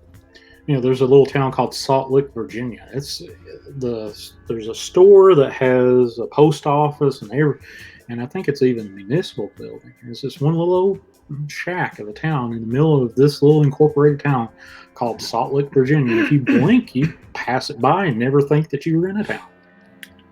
So. I've seen the sign for it when you're coming out of Damascus, headed into Abington. There's a highway sign there, and it used to say Salt Lick, 12 miles or whatever. I always wonder, what kind of name is that for? Because I know what a salt lick is, for cattle, or some people put them in the woods to lure deer. But that was something else. Earlier, you were talking about a guy that was in a tree stand and had some kind of Bigfoot encounter, or saw the one carrying it over his shoulder. Yeah. There was a guy that I used to go to church with. It was, I want to say he was over near Crossville, over on the plateau over there. And he was up in a tree stand, and he saw something similar to what you were talking about. It actually grabbed a deer and throttled it, wrung its neck. And it upset this guy to the point that he fell out of the tree stand and broke his back and was wheelchair bound. But he said that was like this giant, hairy man. He said he'd never seen anything like it. He was an experienced hunter and woodsman. But yeah, it upset him so bad, it shook him up, he went out of the tree stand. Wow. I'd believe it. You're talking about Crossville, Tennessee, right? Yeah. We're on the Cumberland. It's plateau, but if you're from that area, they call it the plateau. Plateau. It's a Tennessee accent. Yeah, it's close to Jamestown. And yeah, I know where. There was actually a Mothman sighting over in Crossville about 2 years ago. It was a very vague reference to, like I just described, in the evening time at dusk, and is between two breaks in a forest line. And this gentleman reported that, I don't know if I got this from Lon Strickler's website or if I just came across it as I was doing my daily ingestion of paranormal news. But apparently he saw this large winged creature fly from one break in the tree line to the other during dusk time at night. And that was the only description that I can remember reading about. And what it stuck in my mind was Crossville. Now, I got stuck in Crossville a couple of times on my way back home from Nashville, back to Northeast Tennessee, when I would go over to Nashville and take in the sights and sounds over there. Yeah, I used to do that when I lived in Knoxville. A lot of times I go to Nashville on the weekend, go to Printer's Alley and some of the stuff over there to see and do. But yeah, I was happy to see Crossville coming back because that meant I was about an hour away from home at that point. I had a Z28, 1998 Z28 at one time. That thing would fly. And I came home one night, middle of the night, and I had to be to work at 7 o'clock the next morning. And for whatever reason, I decided to stay late at the destination I was coming back from, Nashville. And it was middle of wintertime, and, it was kind of spitting snow and whatnot. And as soon as it hit Crossville, it started sticking. And folks, if you've ever been in that part of the world in Nashville, they don't know how to drive in snow. I knew how to drive in snow even with my Camaro, but gee whiz. In Knoxville, they have trouble on dry pavement, let alone rain or snow. Yeah. That's one of the things that really sticks in my mind at my days when I went over to Nashville so many times. It's a beautiful drive through that. Yeah. Now, if you get over into that area, have you ever been to Adams, Tennessee, to the Bell Witch Cave? I have heard of the Bell Witch Cave, but I have never been to Adams. It's definitely worth a visit. It's there on the old Bell farm, just down the road from the Bell Cemetery. You can see where those people, John Bell and Betsy Bell, they're all buried in there. And the cave, the Red River floods there. They close it up, but if it's fairly dry, go down there. Chris Kirby, her and her husband own the property. She's a very, very excellent host.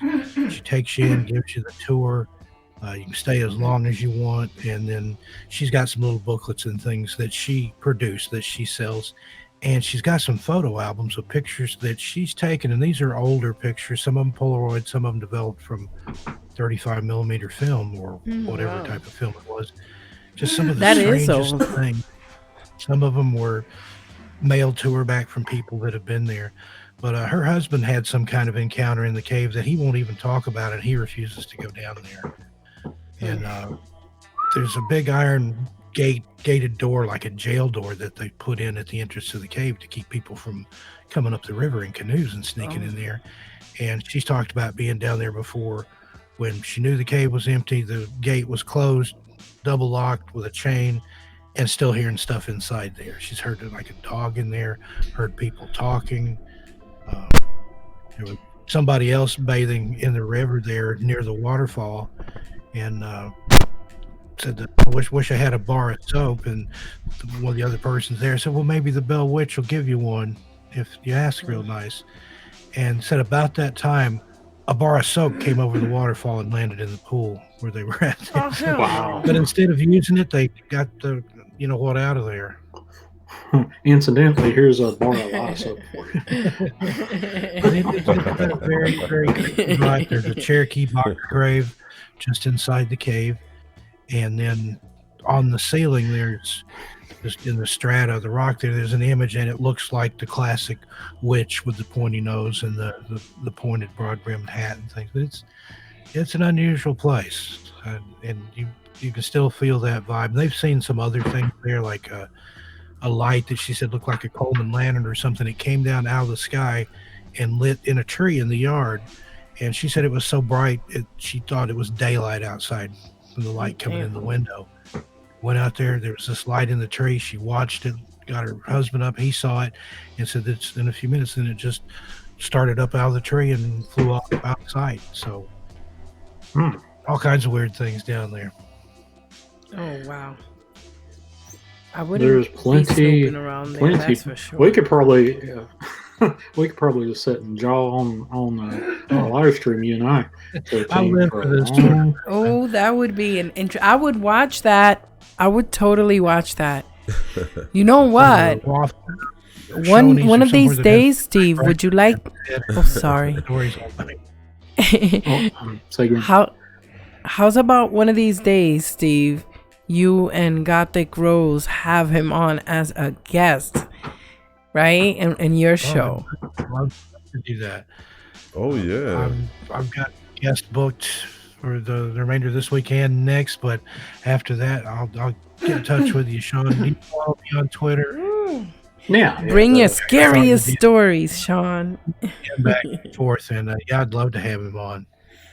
Yeah, I agree. It would be amazing. Just talking to here in the last little bit, I've reminded myself like 3-4 stories. Same here. Every time you tell one, that'll remind me of 2 or 3. Literally, we could sit and go back and forth like this for hours. Yep. My guest tomorrow, Cisco Murdoch, she's originally from Alabama. I co-authored a book with her. She lives in New Jersey now, but she's got a lot of stories, and she and I are that way. We'll sit and she'll tell a story, and that'll remind me of one, and then I'll tell that one, and that'll jog her memory about something. Yep. And we've had conversations on the phone that lasted 6 or 7 hours sometimes, just swapping stories. Nice. Yeah, if I get involved with somebody that can talk stories, tell stories, I'll be on a freaking phone for hours, 7, 8 hours until the battery drains on. Done that before too. And plug in the charger. Hey, sorry, my phone's had a trial. Let's keep going. Or hop on the computer. Hey, I'll call you on Messenger or Hangouts or Skype. Well, let me ask you fellas a question now that I have you here. Go ahead. I'm sorry. Let me ask you fellas a question now that I have you here. What do you think is to you the scariest type of story that you like to hear? Like, what's the scariest for you? Both of you answer that. Well, for me, it's something true, especially if it's told in person. And it doesn't have to be about any particular subject. It's just the mannerisms and the voice crackling, and you know that the person is really emotionally involved in the telling of the story. Sometimes that can be conveyed over a radio show. Which, my last radio show, I interviewed a lady from up in West Virginia that had Bigfoot sightings all over her property, and you could tell just by the way her voice would crack and wobble and get kind of weak that there's something to this. If you had a peeping Tom Bigfoot or Sasquatch, as she regaled us, that would peep in on her in skylights on her third floor of her house. Damn. Wow, that's crazy. Yeah, that's pretty scary. Oh, hell no. The ones that really scare me are like some of the demonic stuff. My brother was a Pentecostal minister, and they believed in the casting out of spirits and things like that. And I've seen some stuff in church that made all the hair stand up on the back of my neck. So those things scare me because I know it's real and it can happen, and you don't want to play around with something like that. I've had people get scratches and things I talked about in one of my books, and in a video about a house I lived in Las Vegas. I had a photo studio in there and had a model come in. We were doing some product shoots, and one frame she's just standing there. Next frame she's got 3 bloody scratches down the back of her calf. That sounds like that story I told earlier. Nothing on the wall, no wire, no nail head, nothing. And she freaked out. She was a tough girl from Detroit, a lot of tattoos. Yeah. And we were having her model some leather jackets, and she's like, I'm out of here. And I'm like, we'll get you a Band-Aid or something, and I could shoot around it. And she's like, no, you don't understand. 3 scratches. And I'd never heard about that. And she said, it's a demon. That's the mocking of the Trinity. And she left, and I never saw her again. And I had to live there for a few more years. Wow. But that scares me. And the other one that really, really unnerves me, I've never seen one, thank goodness, but are the partial apparitions. Like if you've ever heard the story of Mammoth Cave and Floyd Collins, who was trapped and died in there, they've seen what they believe to be his ghost running down the hill from the cave entrance, but it's only from the knees down. I would rather see a full body apparition, which I have seen before. A pair of legs or a hand or something headless or just the head. That's scary for me. That is funny. Just the legs. I think that's really funny. Oh man, It was a male. It wasn't a female in high heels running down just legs. Yeah, there's a hotel in Gatlinburg where some murders happened back in the 80s, the Rocky Top murders. The place is gone now. They bulldozed it and built a Comfort Inn or something in there. But back after those murders happened, there was a front office and a back office on the other road there. It was on Airport Road in Gatlinburg, which is now Historic Nature Trail Road. But the guys she had gone back to the back office to close out the books for the night. People went in there and actually held her captive in room number 1, which was right off the office there. Well, the guy that was left alone up in the front office, he comes to check on her when she doesn't come back. They catch him too. They murder and rob both of them.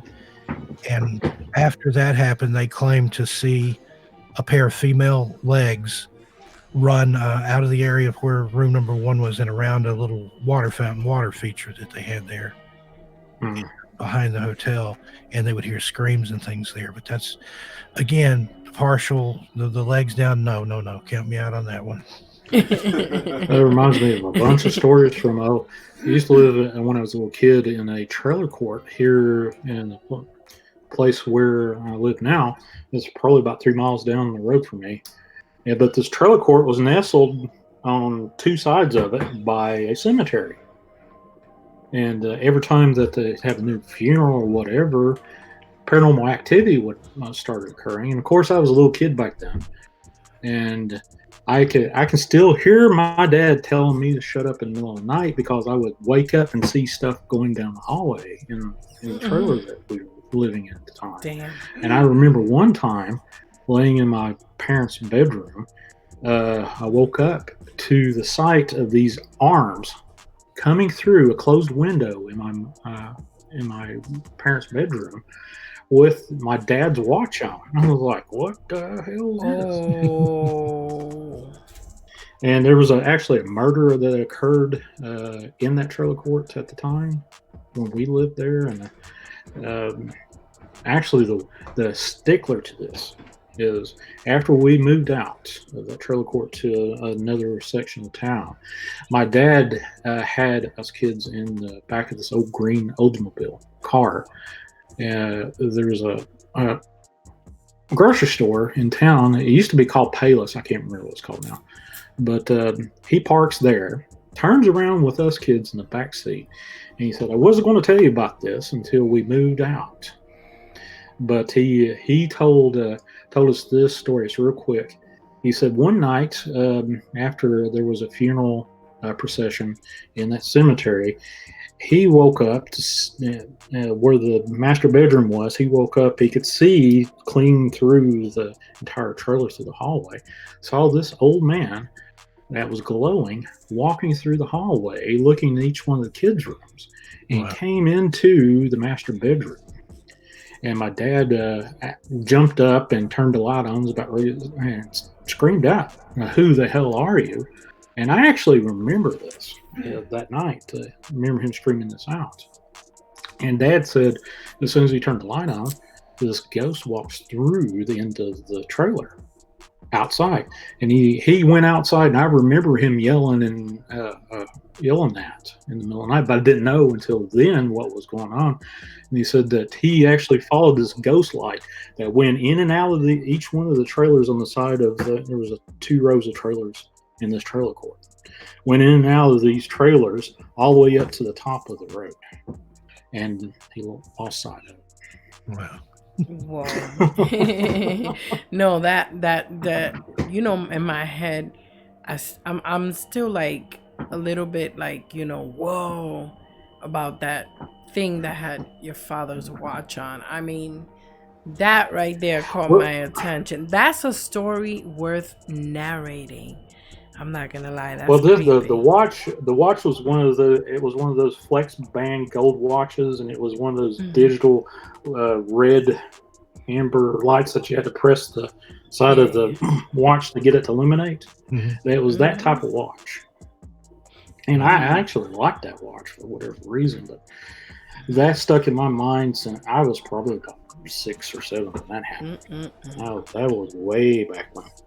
But me being sitting back of that old green Oldsmobile and Dad telling us that ghost story after he kind of told us, "Shut up, there's nothing's going to bother you in there," and finding out that there was something happening inside that trailer in that trailer court. I was about ready to choke him out. Wow. That thing in R, that reminded me of a place I stayed in the Philippines. I try to do the whole eco-tourist thing. Instead of staying in a chain hotel or something, I'll stay with a local family if I can. One Holiday Inn looks just like another, no matter where you are in the world. But I was staying with this one family for a few days, and they told a story, because that was the first thing. Y'all know any creepy stories, and they had a bunch of them. They call them multos, which is their version of ghosts. And they talked about in their living room there, and there was nothing on the other side of the wall. There wasn't a neighbor or a house or anything. There was just a cinder block wall. They said that there were times when they would see a baby's arm come out of the wall and like kind of grab at the air. And it would, scare the daylights out of them. They'd all run outside, and very, very devout Catholics, they would say their rosary and have a priest come and bless the house, and it would stay quiet for a while, but then it would come back eventually, and they'd see the baby's arm again. Now I'm glad I didn't experience while I was there. I slept on the other end of the house, but no baby's arm for me either. Thank you. Partial body parts. Oh man, fellas, I wanna thank you for being with us today. Thank you so much, Shawn. You are a man of stories, that is for sure. And of course, 13 past midnight. Thank you for doing the cameo for us. Yo, Shawn, it's been a blessing, bro, having you on. I've had a ball. I've had a wonderful time. I appreciate both of you guys, and 13. Man, Same here. Same here. You and I need to talk. Yeah, like I said, I'd love to sit down with you at a Waffle House or a Shoney's midnight breakfast, and I could talk till daylight to you, brother. That would be breakfast, lunch, I'm and one of dinner, these people man. that if you get me talking to somebody that we can swap stories, you just have to either pass out or tell me to shut up. No, well, you got the passing out part right. I tell you that much. But that's okay because Steve is gonna be back. I think tomorrow, right? Is it tomorrow? Yeah, about morning at 1 p.m. So we're gonna hear more from Steve tomorrow.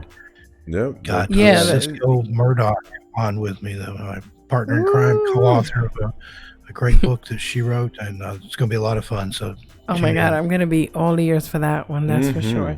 Yeah, but what I was saying about the passing out thing, because, dude, we have had an eventful 24 hours, and I haven't gotten much sleep. But this is just what the doctor orders when it comes for, if you want to get some sleep, hear some spooky stories, and your voice is very relaxing. So, you're talking, and you're so mellow when you talk that it's like, okay, this is cool. This is right up my alley. I could go to sleep listening to this.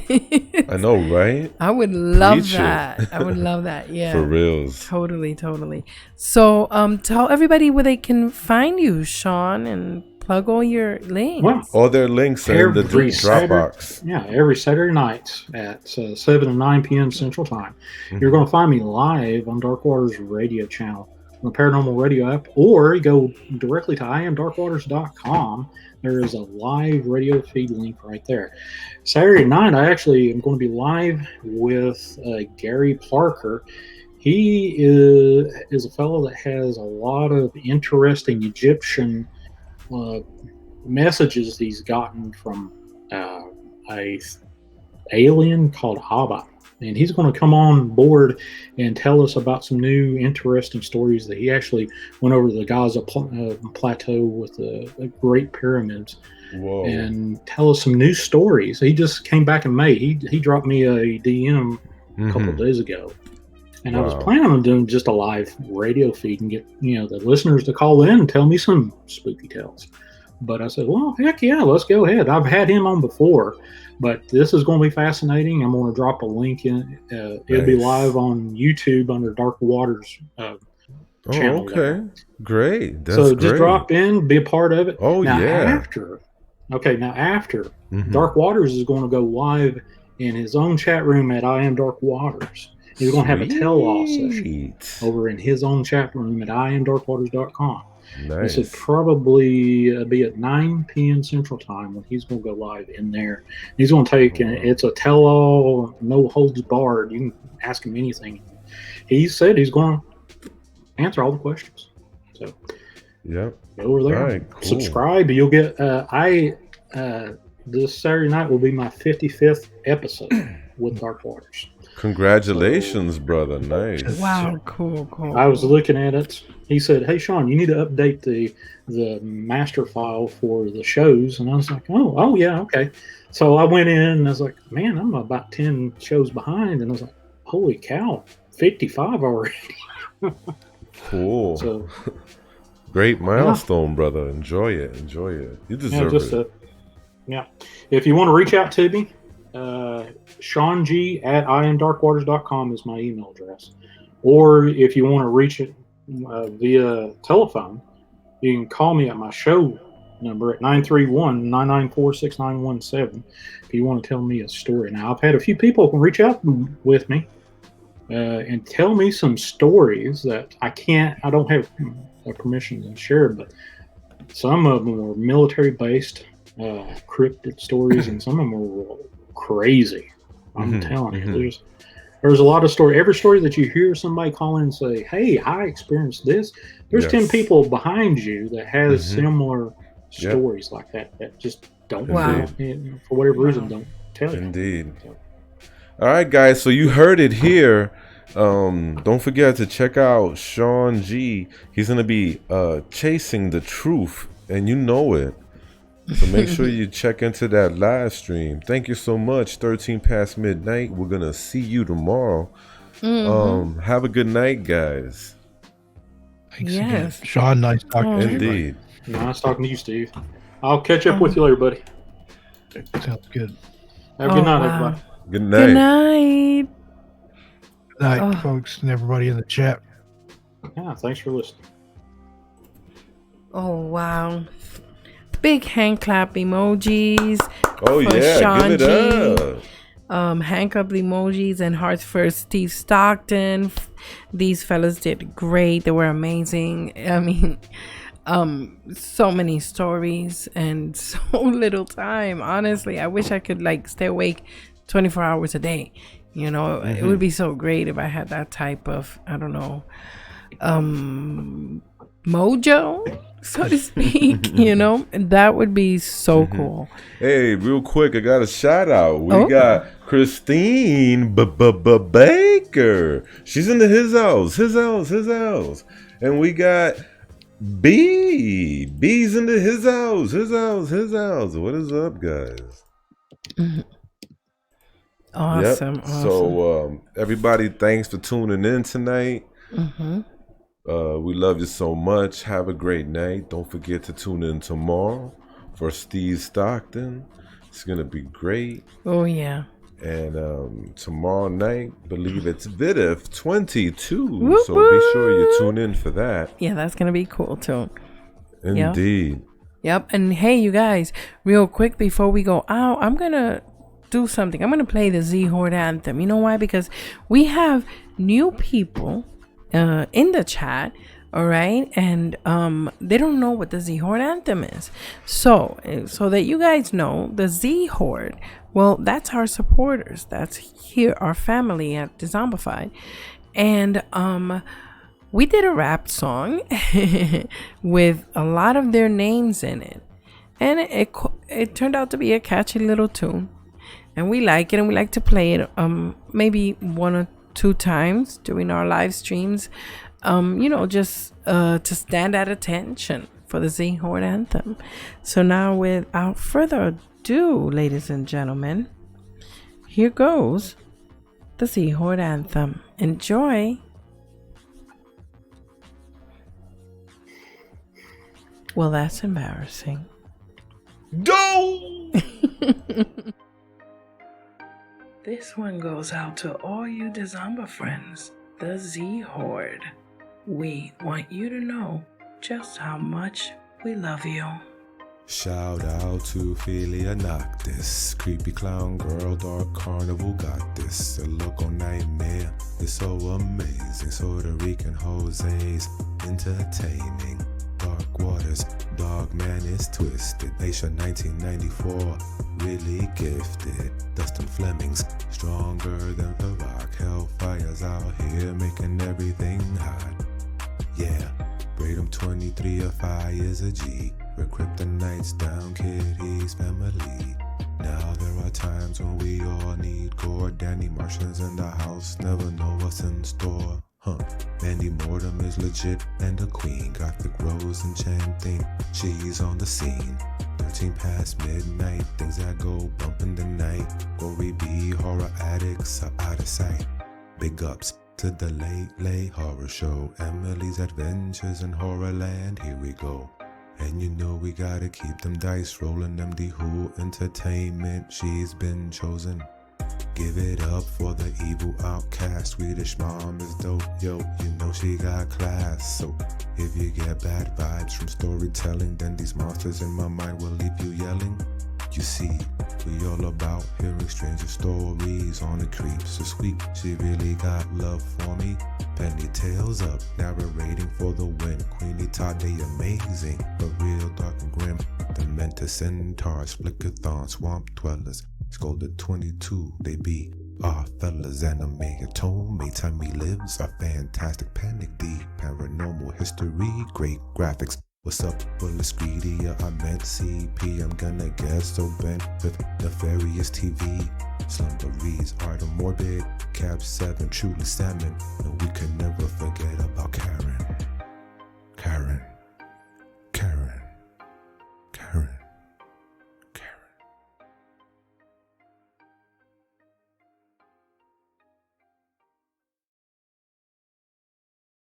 Yep. Hey guys. Yo, what is You know up? what that scene means, right? It's time to roll out, baby. Oh yeah, it is. Just so you know, quick announcement, there will not be an after party today. Like we said before, we will be limiting them to maybe a couple and maybe even 3 times a week.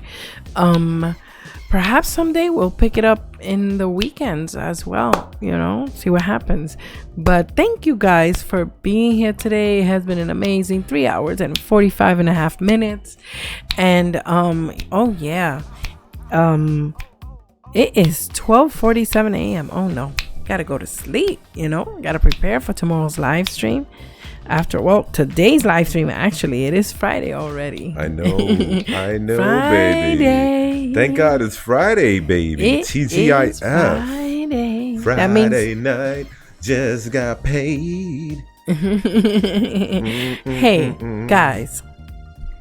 Listen. It's Friday. Yep. Listen up, guys. Don't forget to share all over the internet, because we want to make our family grow bigger. Yeah, we want to spread this love diabetes, this Z horde infection, so that we can have a lot more family members and have more fun. The more the merrier is what they say, right? Thank you guys for being here. See you again tomorrow. And as always, these Zombie friends, watch your six. Woo.